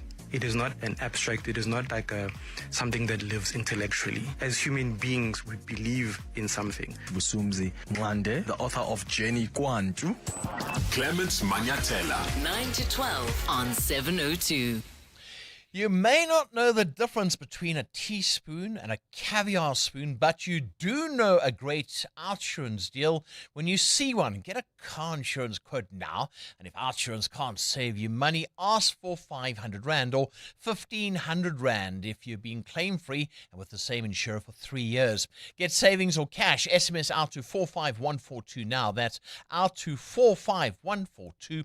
OutSurance, licensed insurer and FSP. T's and C's and and information online. Hey guys, this is Robert Marawa, Hollywood Bet's brand ambassador. Playing responsibly is part of the winning strategy. Make smart choices and continue to score. If you or someone that you know needs help, call the South African Responsible Gambling toll-free counseling line on 0800 006 008 or WhatsApp help to 076 675 0710. Hollywood Sportsbook is a licensed betting operator. Hollywood Bet supports responsible gambling. No persons under the age of 18 years are permitted to gamble. Winners know when to stop.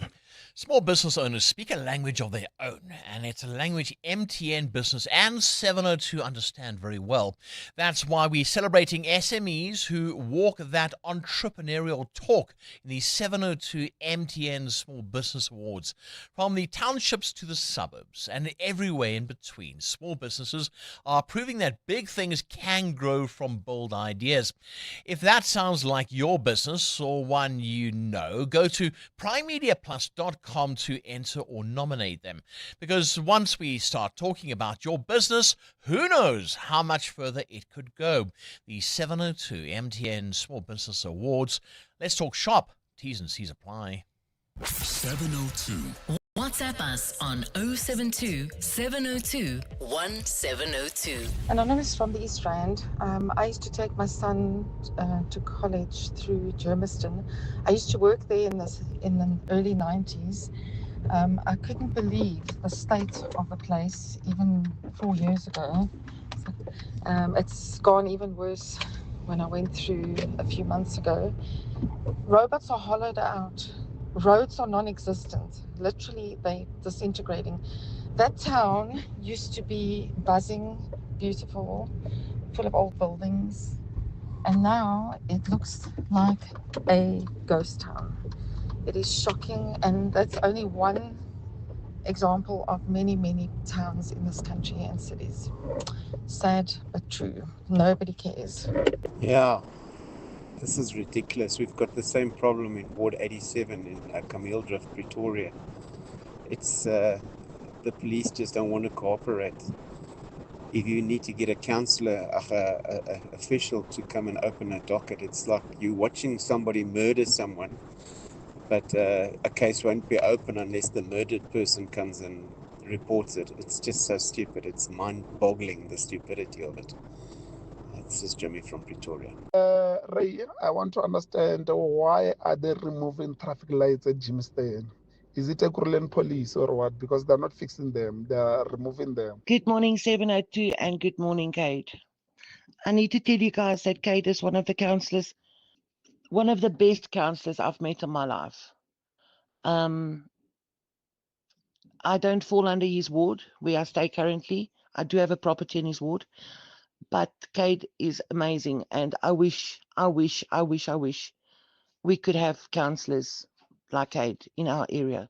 Kate, it's Tasha from Detsonville, by the way. You know me very well. We've spoken a million times this week and last week. The counsellors that we've got are absolutely beyond useless. And as far as I'm concerned, the only way to even try and make your area work where you are is to have a counsellor that's on your side. Kate is on his resident side every single step of the way. The counsellors that we've got in the area where I stay, you can't even call them counsellors. You know, it's very difficult being a counsellor, I think, but at least if someone takes your call and they listen to what you have to say, and then they try their best, they're just the middleman. They go and they phone that person who they think can try and fix it. That goes a long way. But my heart goes out to counsellors because, good or bad, there's very little that some of them can actually do.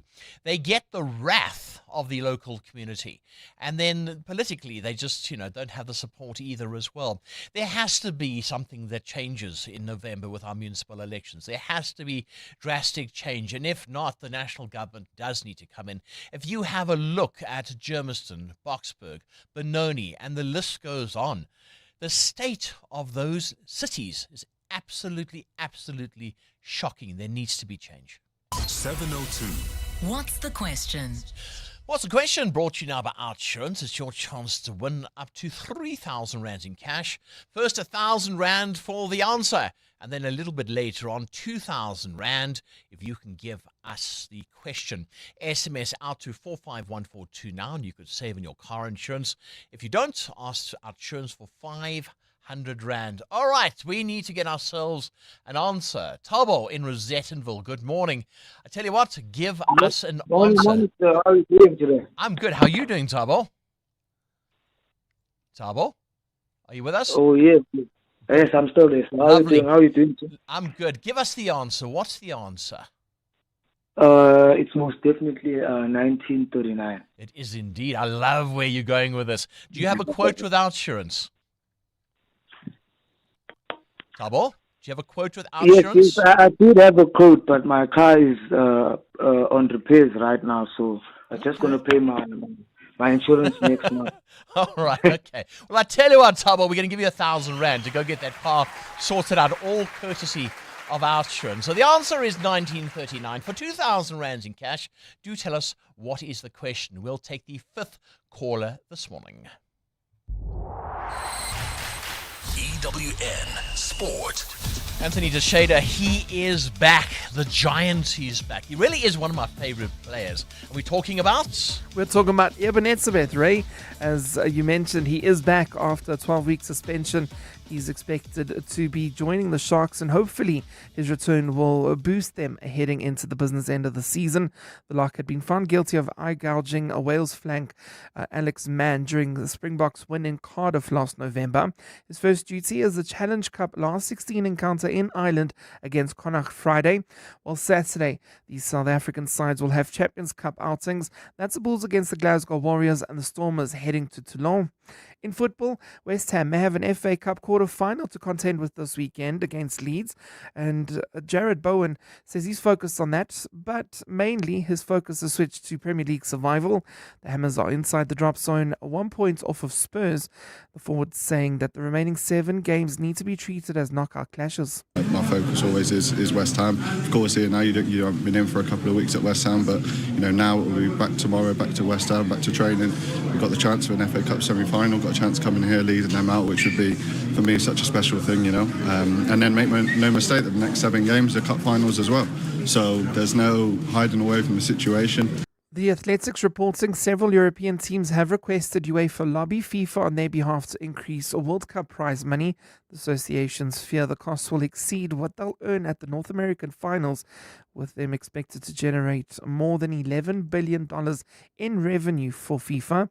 It's expected that each participating nation will receive a $1.5 million in preparation costs to put toward food, travel and lodging. FIFA have said that any profits will be invested back into the global game. While in terms of the world rankings, France are top of the tree, leapfrogging Spain following wins over Brazil and Colombia. Bafana 60th with a draw and a loss to Panama during this recent international break. And Tiger Woods turned down the Ryder Cup captaincy in order to remain focused on his health following a DUI arrest Sunday. Anthony Teixeira, Eyewitness News Sport. EWN Traffic. Thank you, Anthony. It's just gone 14 minutes to 8 o'clock. The EWN Traffic brought to you by Peugeot. Pretty tough, All right, I'm all there with those mid-rand delays. It's not a smooth morning this morning. Oh, it's not, Ray. We do have hectic delays, particularly in Midrand on the N1 South between the Brakfontein interchange and Olifantsfontein Road. And then, of course, if you're traveling in Ekurhuleni, particularly along the N3 South, bumper-to-bumper traffic between Modderfontein Road and Van Buren Road. That's due to a major accident scene that happened in the early hours of this morning right near Van Buren Road off-ramp. As a result, traffic is also backed up along the R24 West between Barbara and the Giluli's turnoff, as well as on the N12 West between Craft Road and the Giluli's turnoff. So traveling within the Germiston, Bedfordview areas this morning could be very problematic. At this point, if you're heading towards areas like Germiston, could take you about an hour's hold up, especially if you already find yourself in this backlog. But if you want to avoid it, please try to use the M1 South through Sandton or even the R21 South through Boksburg as well as the OR Tambo Airport. Otherwise, if you're traveling on the Mike 1 North, we've got delays between the Crown Interchange and Empire Road. There's also queuing traffic that's been reported in the city of Tshwane along the N1 South approaching John Foster Drive. An accident is causing these delays just as you come out of the Flying Saucer Interchange. Please be on the lookout there and drive with care. I'll have more updates coming up. Stay tuned. There's more EWN on air, online, and on the EWN app. When your business needs strength, reliability, and serious capability, look no further than the Peugeot Professional Pickup range. Built tough for South African conditions, Peugeot pickups are engineered for fleets, professionals, and the agricultural heroes who keep this country moving. From a rugged road or load capacity to fuel-efficient performance, these pickups work as hard as you do. Whether you're building, delivering, or farming, Peugeot has a model that's ready for the tough job. Visit your nearest Peugeot dealership today and power your business with the confidence of Peugeot Professional. Landtrek, it's pretty but tough. 702. What's the question? What's the question is brought to you, of course, by Outsurance. And earlier on, we gave away 1,000 rands in cash. And now asking you, if I give you the answer, what then is the question? I said to take the fifth caller this morning. Nomsa, good morning, Nomsa in Kwatema. Nomsa, if I said to you 1939 is the answer, what then is the question? Good morning, Ray. The question would be, in which year was Marvin Gaye born? Whoa, you have got yourselves, and I see you got a quote as well. I'm just going to skip right ahead. You've got yourselves, well done. You've got yourselves 2,000 rands in cash, Nomsa. Well done. There we go. That's right. Marvin Gaye, today born 1939. We remember him. He would have been 87 years old today, born on this day, 1939. He gave the world timeless classics like What's Going On, Let's Get It On, and I Gotta Give It Up, just to name a few. Oh, things ain't what they used to be. No, no. Oil wasted on the oceans and our seas. Oh, fish full of mercury. Oh, mercy, mercy me. Oh, things ain't what they used to be. No, no. Radiation underground and in the sky. Animals and birds who live nearby.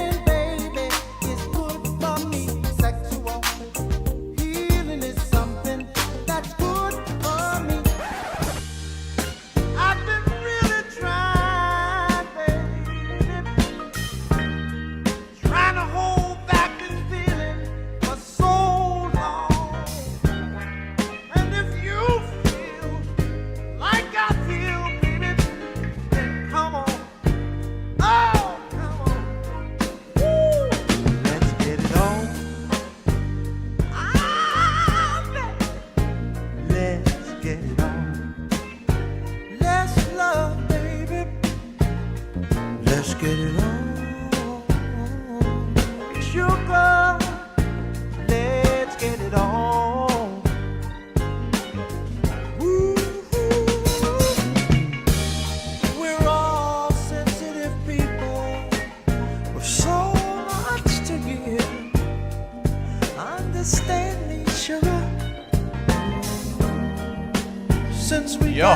Now there's a surprise I didn't see coming this morning. KG ripping up the decks. Marvin Gaye, he would have been 87 years old today. Now he spoke very often about, his music. He spoke about his experiences, but never really his private life. He was quite sort of, private about that, I suppose. Let's take a listen to this clip where he actually opens up about what he's been thinking. Love is misery. Love is miserable. I think I'll be a bachelor and I'll swing and I won't fall in love. I'll just be loveful, be kind and good and have fun. I don't feel like being miserable. Marriage. Miserable. Miserable. Get it on with me.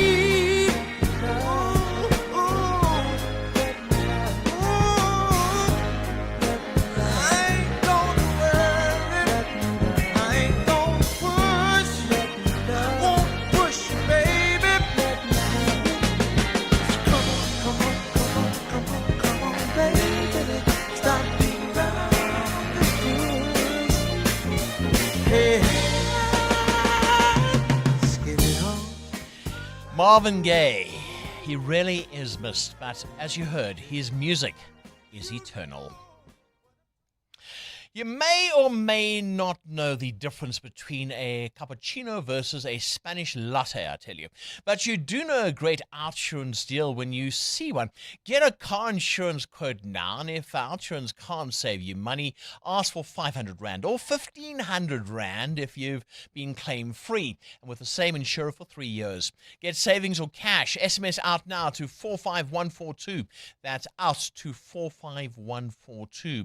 Insurance, a licensed insurer and FSP. T's and C's and information online. Dreaming of a home renovation? We see you. Cash Build and Capitec bring you the partnership that has both the quality building materials you need and access to an affordable home improvement loan with competitive interest rates and extended repayment terms. Apply in-store at Cash Build or any Capitec branch between March 30th and April 30th to stand a chance to win a 20,000 Rand Cash Build voucher and other prizes. T's and C's apply. Capitec is an authorized provider and FSP. Initiation and service fee apply. To live wealthier, you need to be able to grow your assets. At Standard Bank Private, you get a team of internationally acclaimed financial experts to advise you on local and global investment strategies. Plus, being with a leader in home loans, you can start expanding your property portfolio. So, come live wealthier with Africa's best private bank. Apply online at standardbank.co.za. Standard Bank is an authorized FSP and registered credit provider. T's and C's apply. 702. 702. What's gone viral? With Kabazela. Now, Kabazela, every Friday you say something, but today is technically False Friday, so it's always good on a false Friday. Thank you. Made my day. All right, let's get down to business. Did you not see the dress code? What is that all about? Yeah, I mean, that's probably one of the dreaded things, right? You rock up to an event and you start looking around and you notice people are, wearing very, very fancy attire and you are very casual and perhaps you misplaced the invite and you didn't check properly and you rocked up to this event underdressed. So these people have put this video online where they're at a wedding and it is very formal. It is a very, very, very formal wedding. Nobody is dressed other than like a nice tux and a very, wonderful evening wear dresses and all that kind of stuff. And these two people rocked up there in very casual stuff, light blue, sky blue, outfits. And they were so embarrassed and they took a video of themselves basically laughing and then panned around and, you saw all the people in the formal attire. Shame. And they were like, they totally got it wrong. So, dress codes. I wanted to talk to our 702 family about dress codes. When you get invited somewhere and it says dress code is business casual or smart casual or formal or fancy dress, do you like it when people specify what the dress code is if you've been invited to an event? Or do you think, I actually prefer just to wear what I feel comfortable in? I don't want to have to, be fancy or dress up as a superhero or whatever it may be. So let's talk about that. Do you like dress codes and being specified? Oh, it's difficult.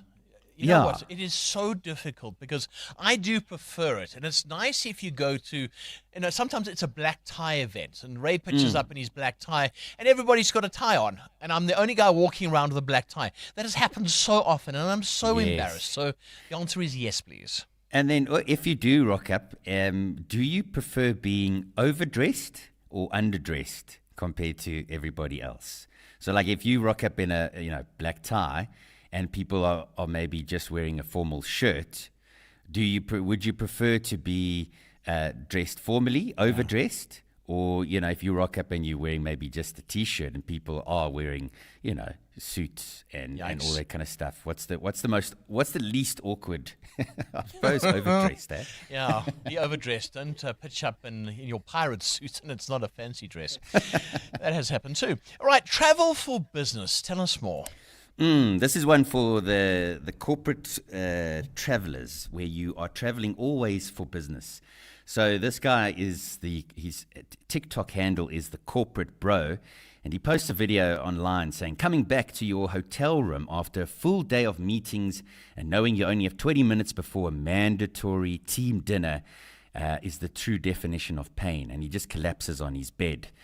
And people who travel for work, I'd love to hear their stories. Do you love it? Did you want to get into that job because you realized that there was a lot of travel involved? Or do you, like maybe years later, feel like, oh, this work corporate travel is so hectic? So what's the worst thing about being a corporate traveler, where you've got to travel to different provinces, or maybe you've got to, go overseas once a month? What's the worst thing, and what are the positives about it as well? I mean, a lot of people will look at you and say, oh, you're so lucky you get to travel here, there, and everywhere. But I'm sure it takes its toll as well. Yeah, no, it does. It most certainly does. I love being on the plane to Cape Town for 2 hours of admin and watching movies. It's me time. So there's one positive there. 072-702-1702. Talking about travel, also talking about those invites that state the dress code. Yes or no? 702 Feedback with Siamtanda Matiso. Sia, you've had a very busy morning this morning. It has been busy, and I can't wait to hear the reactions on the dress code and traveling for work. I'm not a fan of dress code events because I never have the colors or the outfit. Now I need to spend extra because I also need to buy a gift. But if I do have the color and it's a fun themed one, I enjoy it, but it's just the spending extra that I'm just not a fan of. But what happens if you pitch up there? Like I said, I once pitched up as a pirate and nobody else was dressed up and I'm like, feeling left alone. Yeah. I can't wait to hear more reactions to that. Ray, many reacting to your questions. What kind of car should MPs be driving, or the reasonable budget? And that's back on the reports that the finance minister has increased spending limit for official vehicles for ministers from 800K to 1 million. And others are saying, listen, let's just find a small, affordable car. And if its safety is the concern, then try to find a way to make the car safer. But spending 800K or $1 million on vehicles to ministers is just a waste of our taxpayers' money. That's what the listeners are saying. They're just frustrated by that. And also some reacting to your interview with Ekurhuleni Ward 92 councillor Kate Guerrero.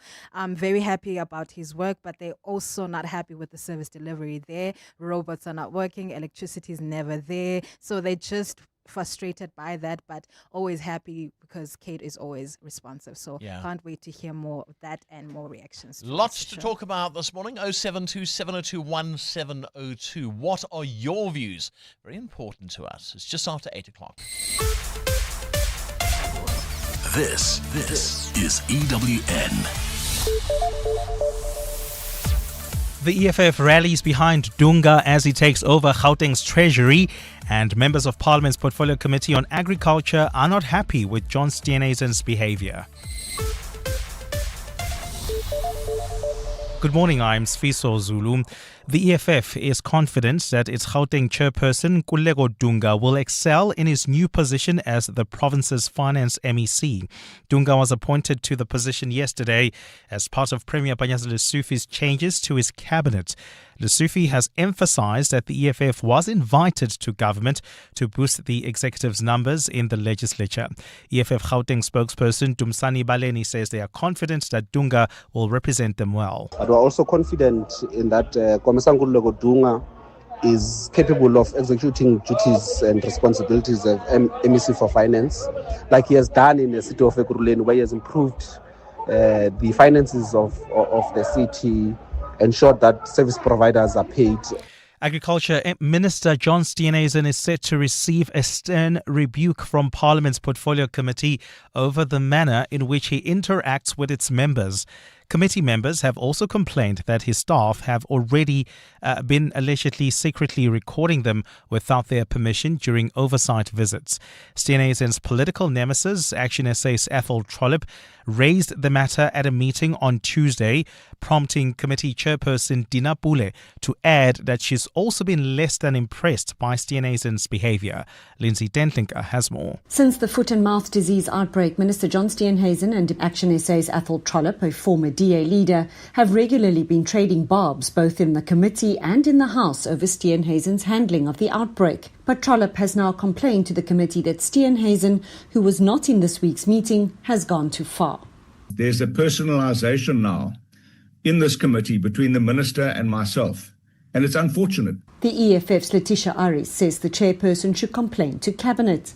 Portfolio Committee meeting cannot become the battlefield to sort out his petty squabbles that he have with Honourable Trollip. Committee chairperson Dina Pule says she plans to raise the matter with Steenhuisen at the next meeting. I don't think that it's correct that one member should be targeted. Steenhuisen's office declined to comment on the complaints when approached by Eyewitness News. Lindsay Dentlinger, Eyewitness News, Parliament. Outgoing SARS Commissioner Edward Kieswetter says the tax agency and other government institutions are vulnerable to criminal networks driving the illicit economy. He says highly organized, well-resourced syndicates are able to infiltrate state institutions, buy access to power, and even penetrate law enforcement structures. His warning comes as companies such as British American Tobacco scale back manufacturing in the country because of the rapid growth of illicit cigarettes. Speaking at the SARS preliminary 2025 financial results, Kieswetter says without stronger borders, the illicit economy will continue to expand, costing jobs and the country's fiscus. We see when we listen to the commissions how easily they have integrated into the South African police force. But it's not just the South African police force that is vulnerable. SARS is vulnerable. The Hawks are vulnerable because people are basically the weak point in every system. And these criminals are resolute, often better organized and better resourced. And they buy access to the seats of power and control. And Israel says Iran has fired a wave of missiles at the country. Tehran has been fighting back since the United States and Israel attacked the country last month. Israeli media has attributed the damage across a relatively wide area this morning to the use of cluster munitions which explode mid-air and scatter bomblets. Iran and Israel have previously accused each other of using cluster bombs. Meanwhile, the United Nations warns Iran and countries across the Middle East are using the war as an excuse to clamp down on rights.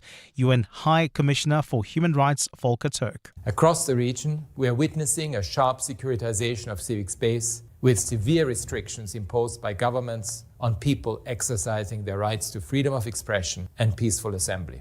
Waves of arrests and broad clampdowns, mostly on vaguely defined accusations, have had a deeply chilling effect on people, many of whom are already living with uncertainty, fear, and anxiety. Gold is trading at $4,667.82 an ounce. The rand is at 17.02 to the dollar, 22.50 to the pound, 19.62 to the euro. Brent crude oil is at $106.56 a barrel. And in the traffic, we've got delays in Parktown. An accident reported on the M1 North. It happened right after Jan Smuts Avenue. It's causing heavy traffic volumes. Please be on the lookout there. There's also queuing traffic reported on the N3 South bumper-to-bumper traffic there between Modderfontein Road and the Van Buren Road exit due to a major accident scene. And in your sports, Springbok tickets to go on sale later this morning for the inaugural Nations Champs clashes. Gordon says that Newcastle are targeting European spots. IPL has KKR against Sunrisers in the afternoon. And England have handed warnings to the nightclub brawlers. A partly cloudy day in store for Gauteng with showers expected. The temperatures will peak at highs between 28 and 30 degrees. The top story in EWN this hour, the EFF is confident that its Gauteng chairperson Kulego Dunga will excel in his new position as the province's finance MEC. EWN, in touch, in tune, and independent. For the latest, visit ewn.co.za or download the EWN app. 702 on 92.7 and 106 FM. Streaming on the Prime Media Plus app. And on DSTV channel 856. 7 minutes past 8 o'clock. Good morning from me, Ray White, in for Bongles this morning. Good to be in your company. It's almost the Easter weekend. Just get through today. I promise you, 5 o'clock, the Easter weekend. 4 free days just for you. That's coming up. Now, in the past hour or so, talking about the state of Germiston, a brand new feature on our breakfast show, Ward Watch. And we were talking about Ward 92 in Germiston and complaints that Germiston and other Ekurhuleni cities are in a state. So many WhatsApps coming through. How do we fix this? How do we fix this situation? We can get back to what we had years ago when our towns and our cities were our pride and joy. I'd love to hear your recommendations on that. Mateo asking about SARS. Have you owed them money or did you get some money back? We'd love to hear your stories. Kabazela asking, what are your thoughts on invites that state dress codes?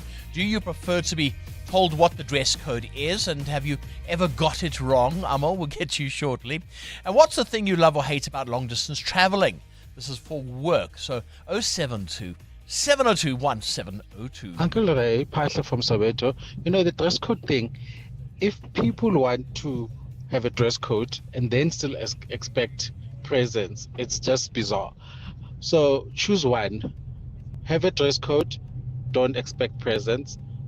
Have people come as they want, then we're happy to buy presents. Because now if I don't have your colors, I must search half of Joburg for this color for an outfit and then get a present and then drive to the venue. Aibo. But isn't it nice to dress up? I mean, I like to dress up every once in a while. Like, really dress up. Look smart because, you know, my standard is jeans and a T-shirt, Mateo, who is smiling at me. It's great when you're matching at a party and it all works out. But I agree with that particular caller. You can't expect us to match to your theme and also get you gifts because we definitely going to be spending on those clothes because I don't have a mauve T-shirt or whatever the... Sure. You know, what particular color that you earthy colors that has been such a popular theme these days. Amo, you had, I won't call it a fashion failure because it wasn't your fault whatsoever. I mean, I looked beautiful. You always look beautiful. Thank you. Radiant, actually. But what happened? So I recently got an invite to a baby shower, and I was so happy about this baby shower because it's my best friend who is expecting a little one, and you know, there's an invite that went out, but I realized that the invite didn't specify on the theme. So I went out and I asked, hey, what are we supposed to wear? There was no answer there, like none. And so I thought maybe there's no theme, right? Because sometimes people do, like when I have a party or an event, I don't want to put up a theme. People can come dressed as they want. Yeah. It's my birthday, it's my party, so I don't want to put pressure on people, you see. So I thought maybe that was the case with Sure. the baby shower. I rock up to the baby shower and everybody's wearing cream, nude colors, earthy colors, as Muteo was saying, because it's the in thing right now. And I was taken aback. You were jeans and a shirt. I was in a beautiful jean and a beautiful shirt. Let's just put it out You know what, there. Mateo, I did look at the picture. You were the rose between the well-dressed thorns. I thought. Yes, there we go. Because now it makes you look like you were the organizer or the event planner. It does really, it does. Like, yeah. it doesn't look like you're there with everyone else. So, Yeah. and Or it makes you look like you just didn't care. You saw the which is invite. even worse. Did you get some catering complaints or something? I'm so sorry. I'm just asking for a friend. Join us. Let's walk the talk. This is 702. All right, let's take one or two calls. Fernando, hi, good morning. Welcome to 702. How's it, Ray? Good morning. Great show as usual. Just a big shout out to Kate Guerrero and Wendy Morgan. I stay in Primrose Hill, Witchwood. I've been in the area for over 30 years. And the wanton destruction of this place is actually unbelievable. These guys go far beyond what a councillor should do. In some cases, their lives are threatened. It is incredible. I think it's far more sinister what's happening here. We have got one of the three biggest informal settlements, virtually 800 meters from where I stay, and these people have been left alone. It is incredible. There's only one cure for this, and if it's not seen now, it will never be seen, and that's where you put your X when it comes to voting. You're right. That's it. You're right. That's it. You're right. What's behind this, though? You spoke about informal settlements, that equals poverty, that equals desperate people, but is there an organized crime element in here as well? Absolutely. I think why I said I've got no proof of this, but I've lived in the area for over 33 years. And it's actually unbelievable. I actually think it's to get the tax-paying residents out of the area and make it ungovernable, because it is far easier then for syndicates to do what they want. There are areas around Johannesburg, Malvern, Denver, the hostels in Jeppe. There are no-go areas. Anything goes in those areas. Yeah. Anything goes. The police won't come and save you here. You're alone here. You have to rely on your community and the goodwill of unbelievable people. The other councillors from other parties are nowhere to be seen. And I'm sorry to sound like this, but it's the truth. Yeah. And the media will try to change it, but it's where you put your X. It is easier to get a liquor license in Germiston than to get a cable repaired. Yeah, Fernando, I hear you. I do hear you. And that's why on 702 you do have your say. That's why you do talk to us. And yeah, November elections, put your X where you think it should count. I said earlier on, I've took a tour through Boksburg, Benoni with some family members, and it's shocking, absolutely shocking.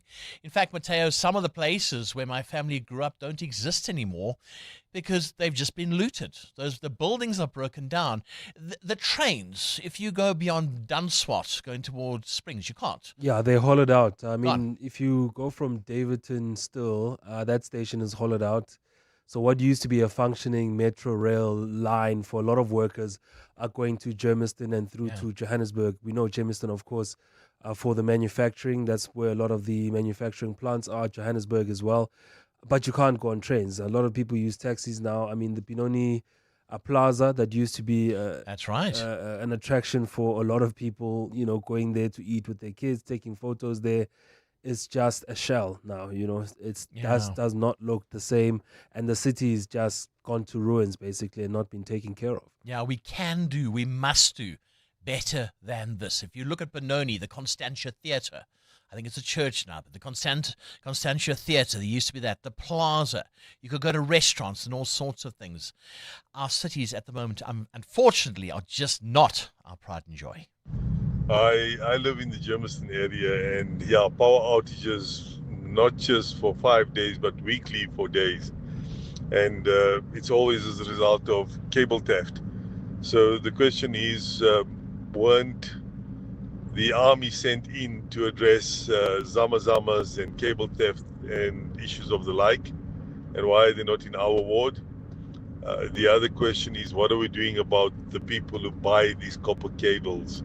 And the avenues that these thieves have to sell them? Are we not addressing that? Mornings, Liz from Primrose. Yeah, Councillor Kate actually played it down. It's worse than what he even said. We can't even sell. We have to sit tight and pray. Every weekend we don't have water or we don't have electricity. And no, we can't even, it's just crazy. You can't even make it up. But I don't see it getting better. We just have to suck it up. We're trying. Promise you, I'm not sitting back, not doing anything, but it's a losing battle. Ray, Kay, John here from Germiston. One of the things that really upset me was the closure of the Girdview pool, because maintenance and everything is so absent. And now it's up to the residents to try and find a solution, because there are kids from underprivileged areas who rely on that for recreation. And if they don't have that for recreation, they get involved in other things. And yeah, it infuriates me that there's so much corruption going on. There is money, but it's always just misappropriated. Thanks, cheers. Is it not time for some strong leadership? And one of the things I'm liking about Johannesburg and the leadership race, now, we've got Auntie Helen and her snorkel. We've got Herman Mashaba. He said, no, he wants to be mayor. He's going to fix things. We've also had Dada Marrero. He even stood up and said, oh, hold on a second now. I want to do my thing as well. So democracy is heating up. In the city of Ekurhuleni, can we have some leaders putting up their hands as well to say, I want to be mayor. This is what I'm going to do. This is how I'm going to change things. We've got a few months to go. So let's see those leaders put up their hands. We've had Cade coming in today. Perhaps he wants to be mayor. Let's have some hands put up now and some leadership now, because as that heats up, the promises get bigger. And when the promises get bigger, you and I hold them to account. And maybe, then some action will be taken. Let's talk. We're listening. Morning 702. Traveling for me is, I love it. Personally, in my personal space, I love it. Now, there's a cherry on top that I travel a lot again on business. But the downside of it is that you get limited on the activities that you can do when you travel on business. And that's the downside of it. But my mind knows that I'm traveling on business. Then, some of the destinations where I go, when I have to plan to go there for leisure, it becomes like, by the way, you coming for work, or, I have to set up my mind straight to say, no, now I'm coming for leisure. I won't be limited, and I will have to push my mind to do it, to go to the same destination that I went for the previous month on business. It's a tricky one, but I love it. I love my work. It makes me travel a lot, though limited. Thank you. I'd love to hear from you this morning, because you love traveling, and there's certain things that you can actually do when you travel. Make sure, if you're traveling often, have a bag. I've learned that as well. A lighter bag. Don't overpack. You can take it into the over sort of hanging storage in a plane as well, so you can avoid the conveyor belts. Once you learn all these tricks and all the rest of it, Mateo, you can also get onto the plane, use those 2 hours to Cape Town to do some admin if you want to, and stuff like that. I love traveling. You pull out your laptop on the flight. I do every single. It's a little bit small though, because I don't do like these business class people. So I'm sitting there like kind of hunched and with my little fingers going out, but I get it done. But you're still productive. Exactly. And what you do, you get all your emails lined up. And as you land and they say you can use your cell phone, then I get my cell phone connected to my laptop and all those emails fly out. And my big problem is the packing, right? A lot of people will have hand luggage that they'll just put in the plane and they'll skip the conveyor belt. But my head is always coming up with all sorts of scenarios. What if I spill coffee on my shirt now? Then you end up having more than you need. And I have to go, obviously, through security. But for me, when it's leisure, I don't mind traveling at all. I'll get on the flight, But I do suck, I'm grumpy when it's work a little bit, because you have to get on one flight, get off, get on another one. You can't miss it. The pressure of running around. But when it's leisure, I think I'm a different person. You're different. Once I did land at Cape Town Airport, and I had to quickly go buy a shirt because we did have a little coffee accident. Exactly. So I get where you're coming from. 702. Add your voice. Have your say. Let's walk the talk. Let's go to JJ in Hammanskraal. JJ, hi, good morning. Hi. Hi, right. So talking about what needs to be done to rebuild. We're looking for solutions. Actually, the problem is that politicians right now, we must talk about rebuilding South Africa. Yeah. But politicians, they say, vote for me, the Arab people, vote for me. We're wasting time. We have, after the Second World War, the Germans established a state bank as part of a Marshall Plan to rebuild Germany. Yeah. We must talk about that to say, guys, let us forget about political. Right now, we need solutions. We must interrogate solutions and rebuild this country.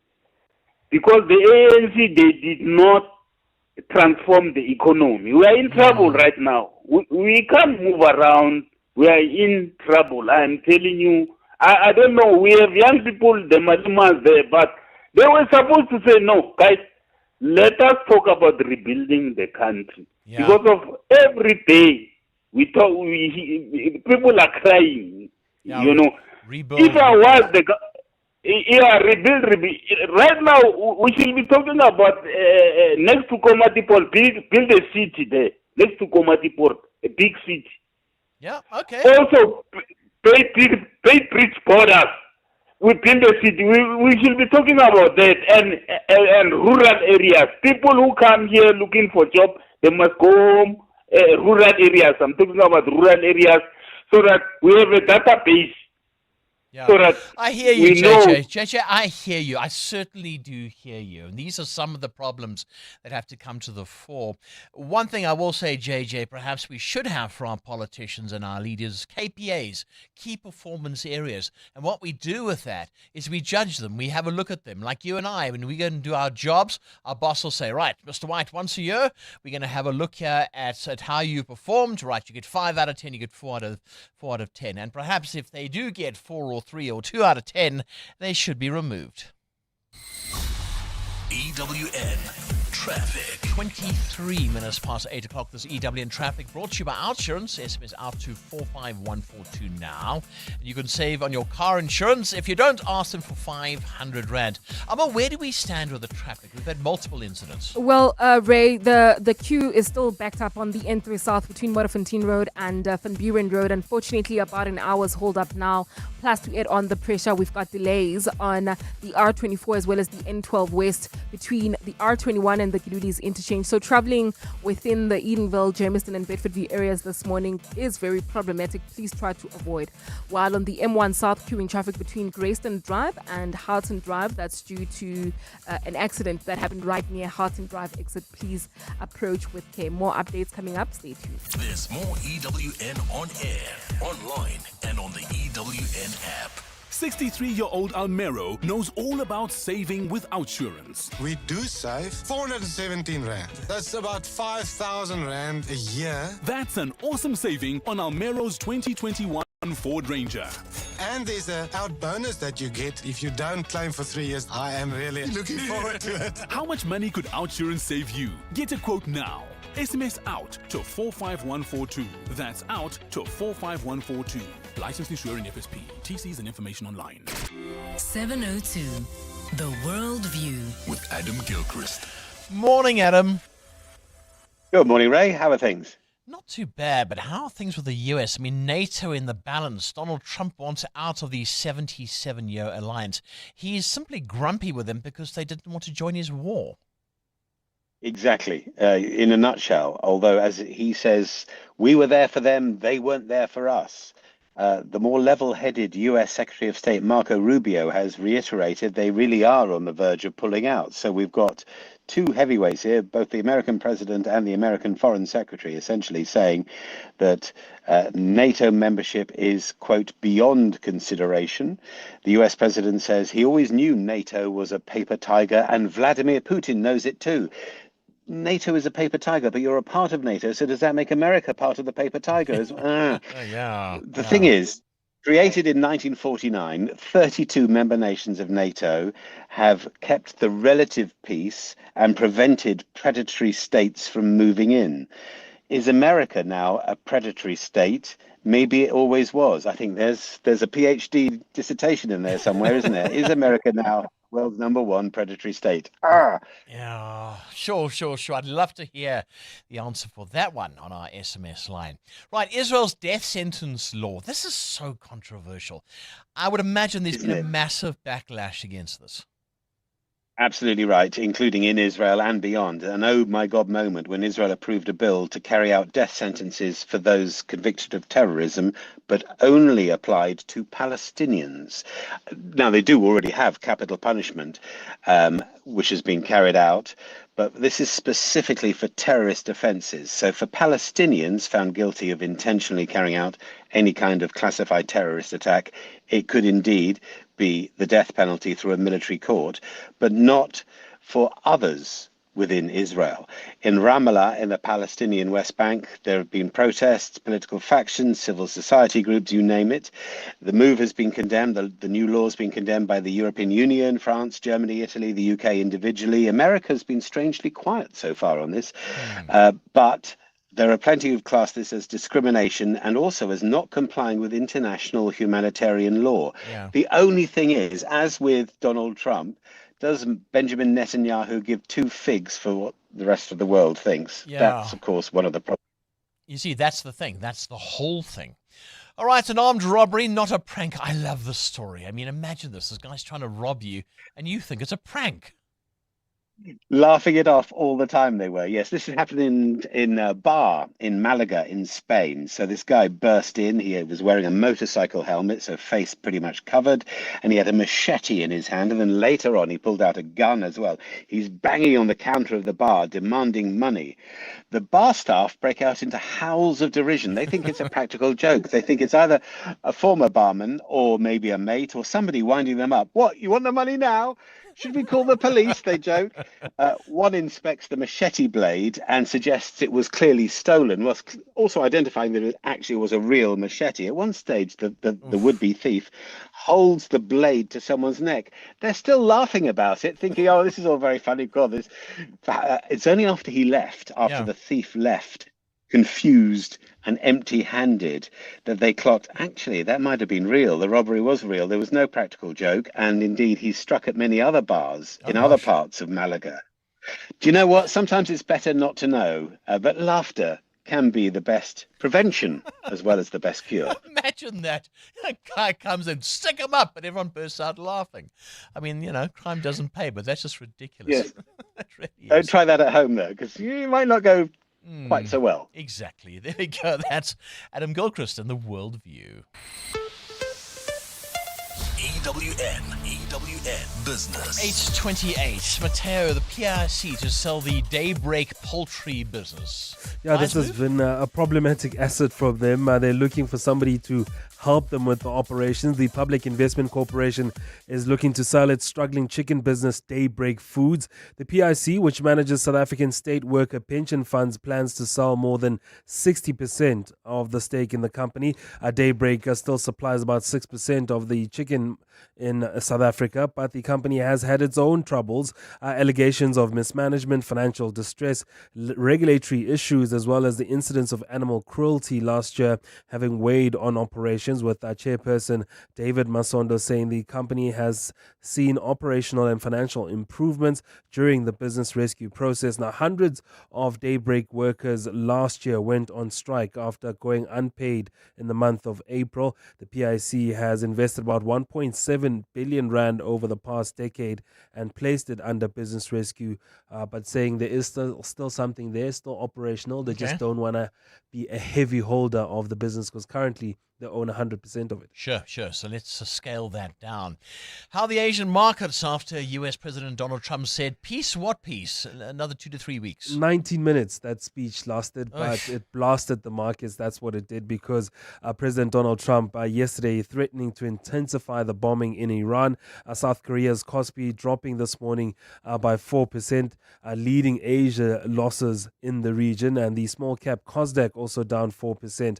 Japan's Nikkei was down 2.3% after Trump's address, while the Topics also fell 1.5%. Some losses in Australia as well, and the mainland Chinese stocks were also down 0.5%. Back here at home, luckily our markets closed before that particular speech, so had a bit of a good day for the JSE, up more than 2%. Mining shares up 3.9%. Industrials up more than 1%. They were in the good on the day. The Rand, though, weakening further this morning against the dollar at 17.01 against the US dollar, 19 Rand 61 against the euro, and at 22 Rand 47 cents against the British pound. Price of gold is down 4.5% at $4,562 an ounce, while platinum is also in the red at $1,881. Brent crude up 7.7% now after that speech from President Donald Trump. There it is. At $107 a barrel. That's your morning business. Stephen Grotes with more this afternoon. Thank you, Mateo. 8:31 is your time. Coming up shortly, we'll be speaking about the production Sophiatown. I'm looking forward to that. Sophiso Zulu, you're at the Eyewitness News Desk, and it's all about that increase in Easter road traffic. That's right, Ray. As travels are expected to peak from today, law enforcement agencies are gearing up to implement safety operations in Johannesburg. Metro Police have announced traffic changes in the inner city for the Park City precinct, where high volumes of inter-provincial and cross-border travel are expected.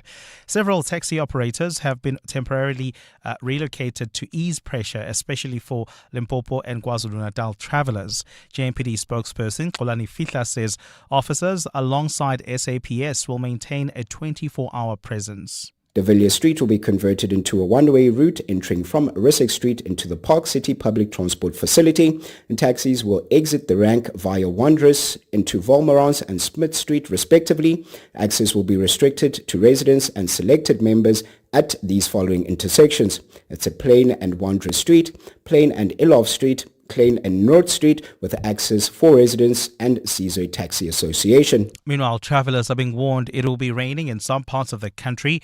The South African Weather Service says scattered showers and thundershowers are expected in the Western and Northern Cape today, while similar conditions can be expected in the Eastern Cape by Saturday. Forecaster Tukelo Chilwane. By Sunday into Monday, the system will have moved further east with KwaZulu-Natal expecting scattered showers and thundershowers. Meanwhile, the central and northern parts of the country will experience partly cloudy conditions with cool to warm temperatures and isolated showers and thundershowers at times. There's been a tense standoff between some Tafelsig residents, the SANDF, police and metro officers in Cape Town.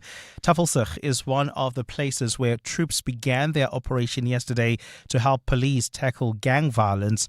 Children and residents welcomed the troops with applause, while others suspected of gang-related activities were upset when their homes were raided. Carlo Peterson reports. SANDF troops secured the entrance to Matapos Crescent in Tafelsig yesterday, while police raided a premises suspected of being a drug den. After nothing illegal was found, occupants of the suspected drug den accused police of raiding the wrong house. This was not on. If we were drug dealers, it would have been a different case. Member of Parliament's Portfolio Committee on Police, Ian Cameron, insists the raid was legitimate. These addresses were identified through intelligence structures. Other residents welcome the raid, saying they are hopeful the SANDF deployment will bring some relief from ongoing shootings in the area. Carlo Peterson, Eyewitness News. And Malaysia says it'll introduce a work-from-home policy for ministers, agencies, statutory bodies and government-linked companies to conserve energy during the Middle East war. The Premier's announcement comes as the Southeast Asian nation starts to feel the impact of the Middle East war on global fuel supplies. Prime Minister Anwar Ibrahim has not given more details, despite saying updates would be announced soon. A partly cloudy day in store for Gauteng, with showers expected. The temperatures will peak at highs between 28 and 30 degrees. And in the traffic, we've got heavy delays on the N3 South, the R24 West, as well as the N12 West, all routes that are leading basically towards the Gilulis interchange. And that's due to the massive accident scenes that we've been seeing and talking about this morning. If you want to avoid these scenes, please try to use the R21 South as well as the N17 as an alternative. The top story this hour, as Easter travels are expected to peak from today, law enforcement agencies are gearing up to implement safety operations. The Midday Report. Weekdays, 12 to 1. On the Midday Report, every day from 12 to 1 p.m, we will bring you breaking news from the scene as it unfolds with newsmakers, reporters, commentators, experts and analysts. We'll explain the stories of the day, give you context for why they are important and what they mean for you. It is everything you need to know in 1 hour, from news to global events, business, sports, science, books and always some good news too. Appointment listening, every day at 12 with the Midday Report. The Midday Report with Mandy Wiener. 12 to 1 on 702. 702. Hi, this is Carol Shabalala, Hollywood Bet's brand ambassador. It's more fun when it's for fun. Playing responsibly is always a winning strategy. If you or someone you know needs help, call the South African Responsible Gambling toll-free counseling line on 0800 006 008 or WhatsApp help to 076 675 0710. Hollywood Sportsbook is a licensed betting operator. Hollywood Bet supports responsible gambling. No persons under the age of 18 years are permitted to gamble. Winners know when to stop.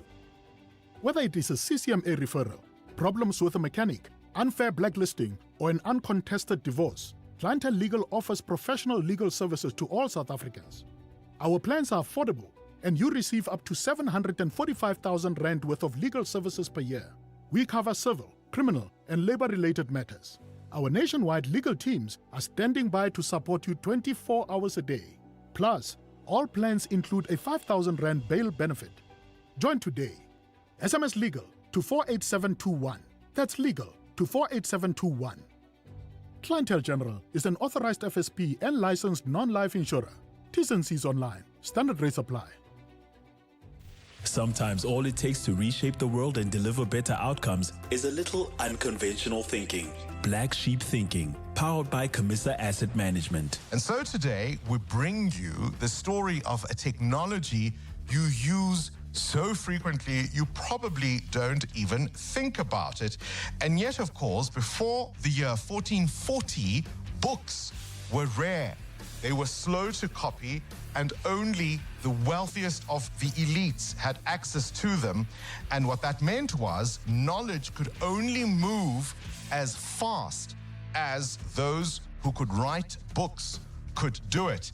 And yet, it all changed with the unveiling of the printing press. Black Sheep Thinking, every Tuesday on 702 Breakfast with Bongani Bingwa, powered by Camissa Asset Management. Invest different. Camissa Asset Management is a licensed FSP on 702. 702. WhatsApp us on 072 702 1702. Good day, Ray. Good day, 702 lenders. Abraham in Florida. Ray, I think it's much better if you just outline the type of clothing you'd like us to wear. So, for instance, you could say smart casual or formal, right? That works with everybody. Now, if you go more deeper and say a specific color, now we have to go and look and purchase that particular color that you are looking for, right? And it makes no sense. Some people just choose like such random and impossible colors. It's like someone could say mosquito brown, and you're just wondering where you're going to find such a color. And it's almost adding more work for you. Now you have to find a gift. With gifting as well, it just makes it easy if everybody just says a voucher. Now, here am I with 1,000 microwaves. What am I going to do with them? My sister and brother-in-law were invited to an event. The dress code was black and white. This is a rural Hoedspruit area. They're from the city. The farmers from that area understood the dress code as being black tie. They thought it was a dress-up party and came as Dalmatians. So, a little bit of a misunderstanding, and they definitely stood out for the night. Peter from Centurion. And even Coach Peter said, I'm a football coach. When I'm invited to a presidential suit, I'm not expecting that as a coach I must wear a kick and boboza. Yes, I'll dress neatly. Or I can say, I'll dress half of the suit. But you can't say now I must dress like the president. Do I have that money? But even if I had, but it's not comfortable for me. I'm a football coach. I always wear shorts and tracksuits. That's where I'm comfortable. Can you please address that, especially in sports? Good morning, Ray. This is Kabela from Pretoria.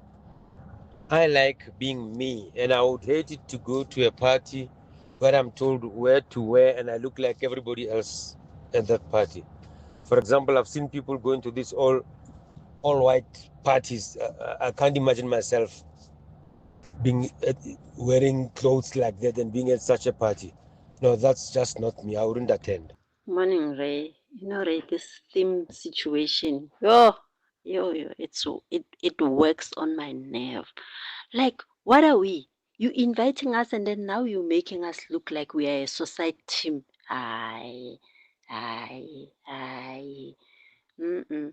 This theme thing must fall. I don't like this theme situation. I think it's really simple. If you don't want to dress up as the theme, don't come to the party. It's an invitation. An invitation gives you a choice to either say yes or no.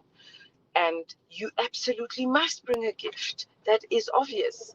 So if you feel that you don't want to dress up, don't come. It's simple, guys. Yeah, but you still want to go to the party, though. And the big problem is as well, I get you.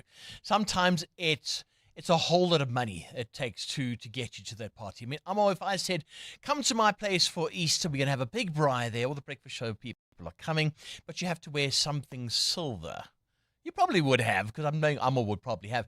But if you don't, then you have to go shopping. Now it's a hassle. Now you don't want to come to my party. Now we're not friends. Or sometimes the silver that you have is not really kind of like fitting the party that you're going to. Maybe you have a formal. But, I'm for the idea that you tell me either traditional, formal, or casual. Yeah. That just makes it easy. That I know everybody's going to be, either in a relaxed outfit or... The colors are the problem. No. I just wish I was Anthony Teixeira. All he has to worry about is which football jersey he's going to be wearing. I mean, isn't that simple? I think it is. EWN Sport. All right, and we need to be very careful here with how I say this. Mm-hmm. Rassie is calling time in his international career. I'm talking about... Van der Dussen. Thank Yes, you. This is true, Ray. We've actually had confirmation in the last half hour from himself as Rassie has called time on his international career. A statement he shared saying that the Proteas jersey was the greatest honor of his life to wear. Van der Dussen received 146 caps across all formats from 2018 to 2025. He hit 6 ODI centuries with an average of over 50 runs. The IPL match of the day is at 4 p.m. That's between the Calcutta Knight Riders and the Sunrisers Hyderabad. While off the wicket, England white ball captain Harry Brook and Jacob Beffel have been reprimanded over their conduct throughout the New Zealand tour ahead of last year's Ashes. The pair and fast bowler Josh Tongue were involved in a nightclub brawl with a bouncer the evening before an ODI in Wellington. Moving to rugby now, where the Springboks tickets for the inaugural Nations Championship will go on sale this morning from 10 a.m. The World Champs will be hosting England at Ellis Park July 4th, Scotland at Loftus July 11th, and a week later they take on Wales at Kings Park. Switching to football now, where Spanish police are investigating Islamophobic and xenophobic chants heard during the Spain-Egypt clash in Barcelona. During the FIFA World Cup warm-up, the Egyptian national anthem was jeered, and throughout the goalless encounter, several appeals were made through the announcement system for the crowd to refrain from offensive comments. Spanish football has been overshadowed by a string of similar incidents, especially toward Real Madrid forward Vinicius Jr.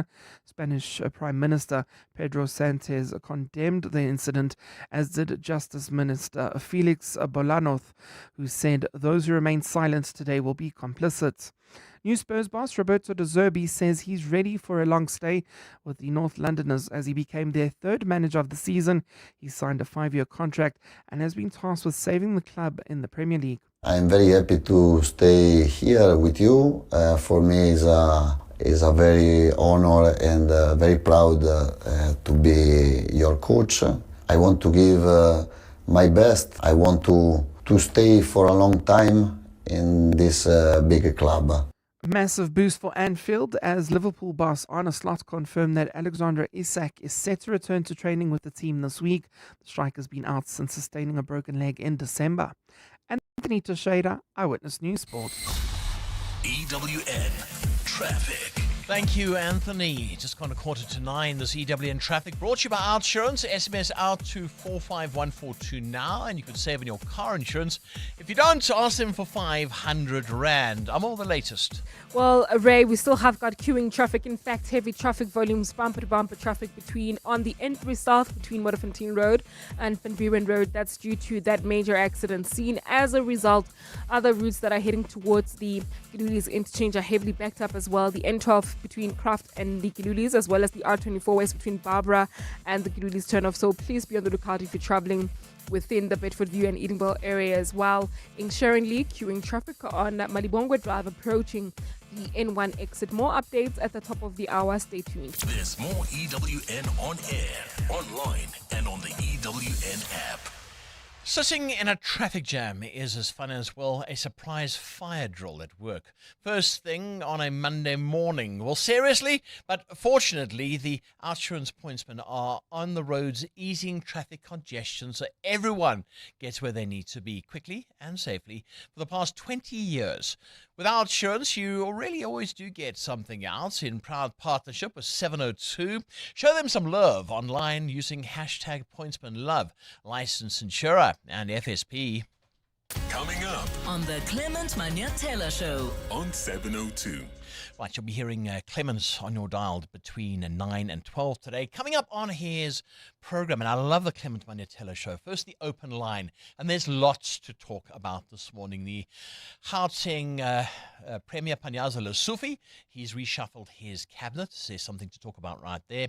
Last night, US President Donald Trump saying not the word peace. Instead, he said we're going to bombard them, Iran, for the next 2 to 3 weeks. And that's played out in the markets as well this morning. So 072-702-1702. That's for the open line, or 011-883-0702 if you'd like to call him.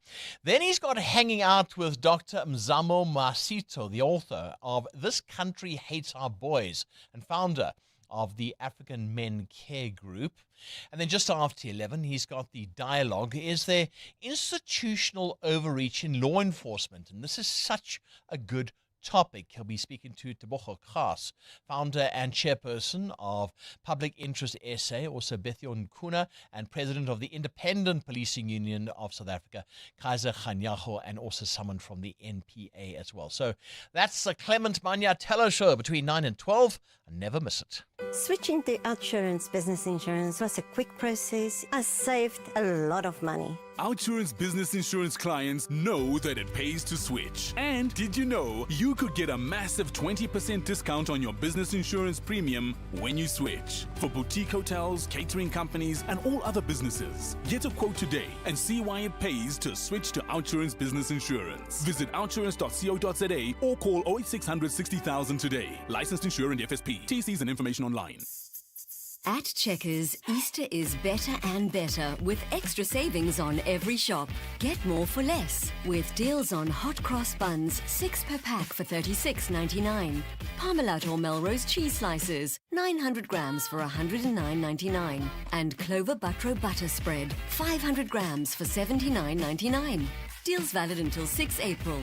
Easter, better and better. Only at Checkers, Checkers Hyper, or shop on 6060. Join us. Let's walk the talk. This is 702. Kabazela and Ray, morning man. Flores here from the Western Cape. First and foremost, if you are invited to an event, it's not your event. The person who invites you, it's his or her special day, special event. So yeah, I think you need to stick to the dress code. And yeah, if you do adhere to the dress code, you feel that you are making that person's event special. So that's my take. You either dress up like being referred to, or you stay home because it's not your event. Have a good day. Morning, Ray. In for Bongles. Enjoying the show on my YouTube channel. Love seeing you guys in the studio. And just thought I'd throw in a little bit about dressing for church, since there might be other people who are attending services this particular time of year. And dressing down is quite a thing in church, I think.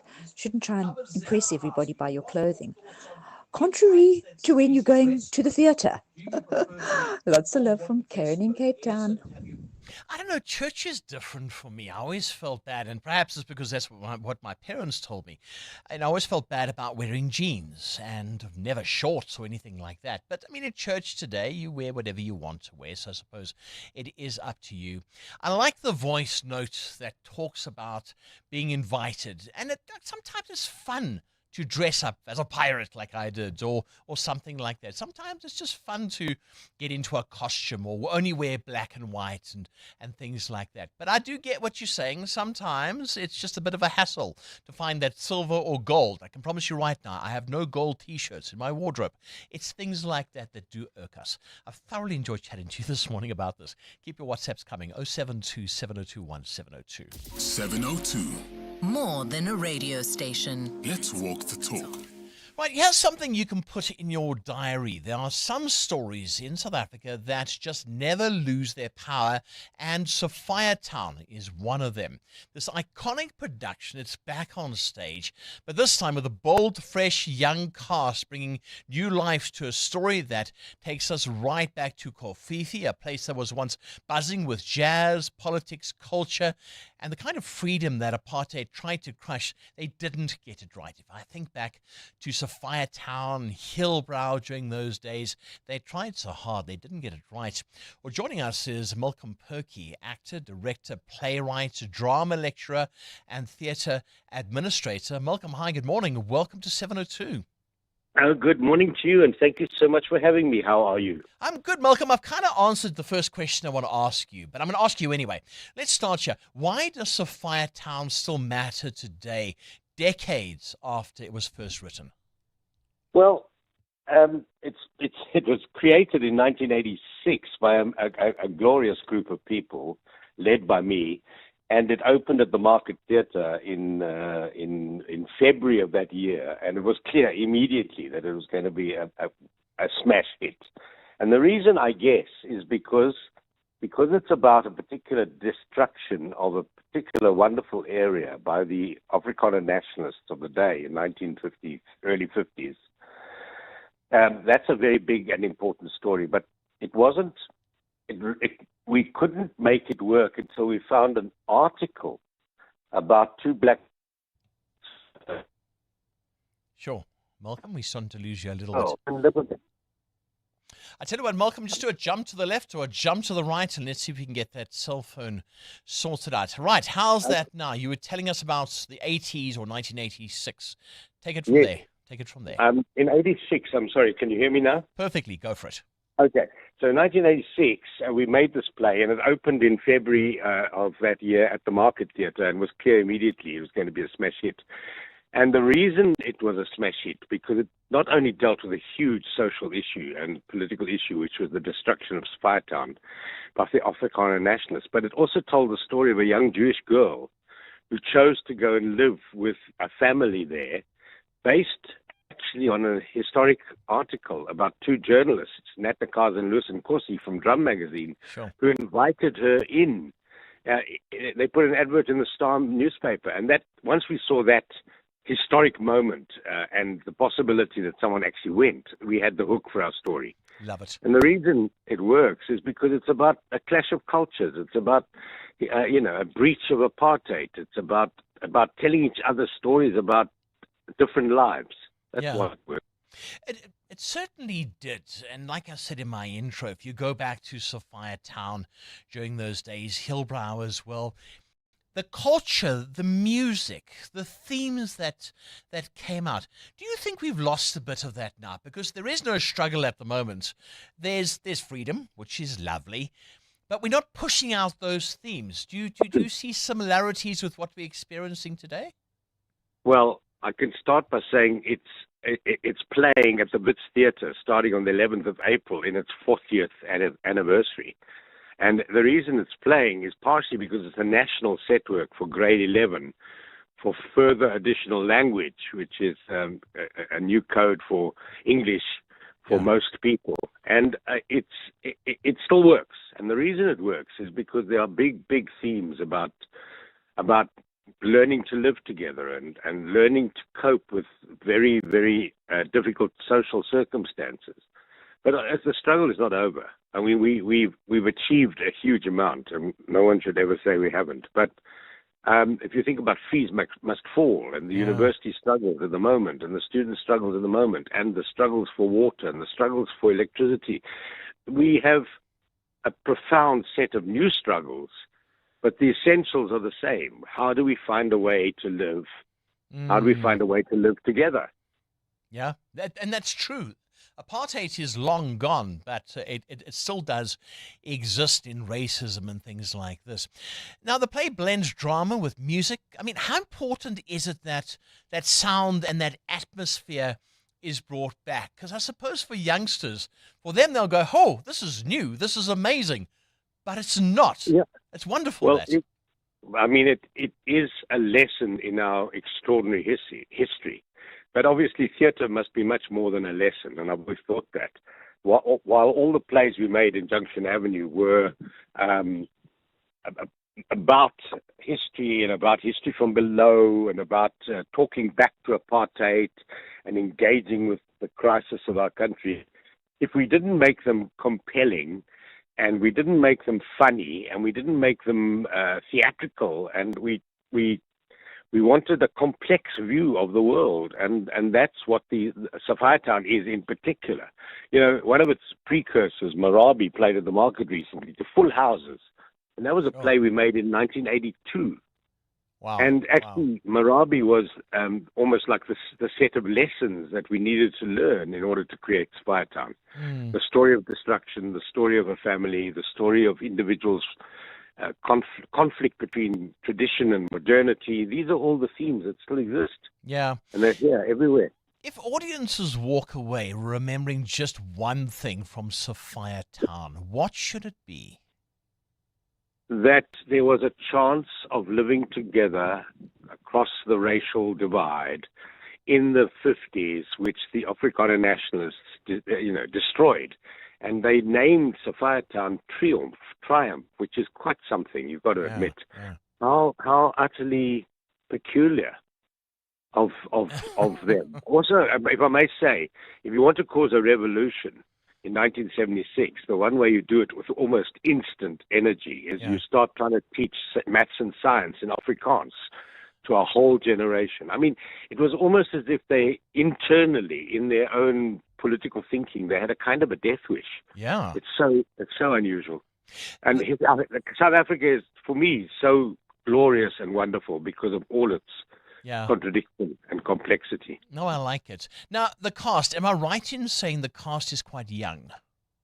The cast is, well, first of all, the production is a state theatre production, and it's playing at the theatre under Aubrey Segabi's direction. And, of course, it has to have what we might call age-appropriate casting. So the cast is another generation of performers. I mean, my original performers, including Arthur Malepo and Ramula Macheni and so on, are no longer age-appropriate. So the company that Aubrey's put together is definitely of the new generation, and definitely much younger than maybe I would do. But and he's also added a band, which is wonderful because we originally performed a cappella, and he's got a band, and the music is fantastically re-energized. Gosh, it sounds it. It really does. Malcolm, we'll have to leave it there. Malcolm Perky, actor, director, playwright, and educator. Malcolm, thank you so much. Appreciate you taking the time to chat to us about Sophiatown. Now, it's at the Wits Theatre. That's University of the Witwatersrand. There is an age restriction, 16 plus. It's from the 11th to the 24th of April, then the 5th to the 8th of May. So get on down there and take a look. That's Sophiatown. I can guarantee you it's going to be quite an intriguing experience. 702 podcasts are on 702.co.za. And that wraps up our time together. If I didn't get your WhatsApps, your phone calls, well, we'll do it all again next week on The Breakfast Show. Of course, we got weekend programming over the Easter weekend as well. And I'll chat to you bright and early on Monday morning. It's just gone 9 o'clock. This is EWN. Good morning, I'm Sfiso Zulu. Gauteng Premier Panyaza Lesufi says the inclusion of the EFF in the ANC-led provincial coalition means his government will now have the numbers to pass legislation, or inclusion of the EFF in the ANC-led provincial coalition means his government will now have the numbers to pass legislation or other motions in the legislature. The EFF officially joined the executive yesterday, with its provincial leader Nkululeko Dunga appointed finance MEC. After 2 years of Gauteng being led by a minority government, the inclusion of the EFF in the executive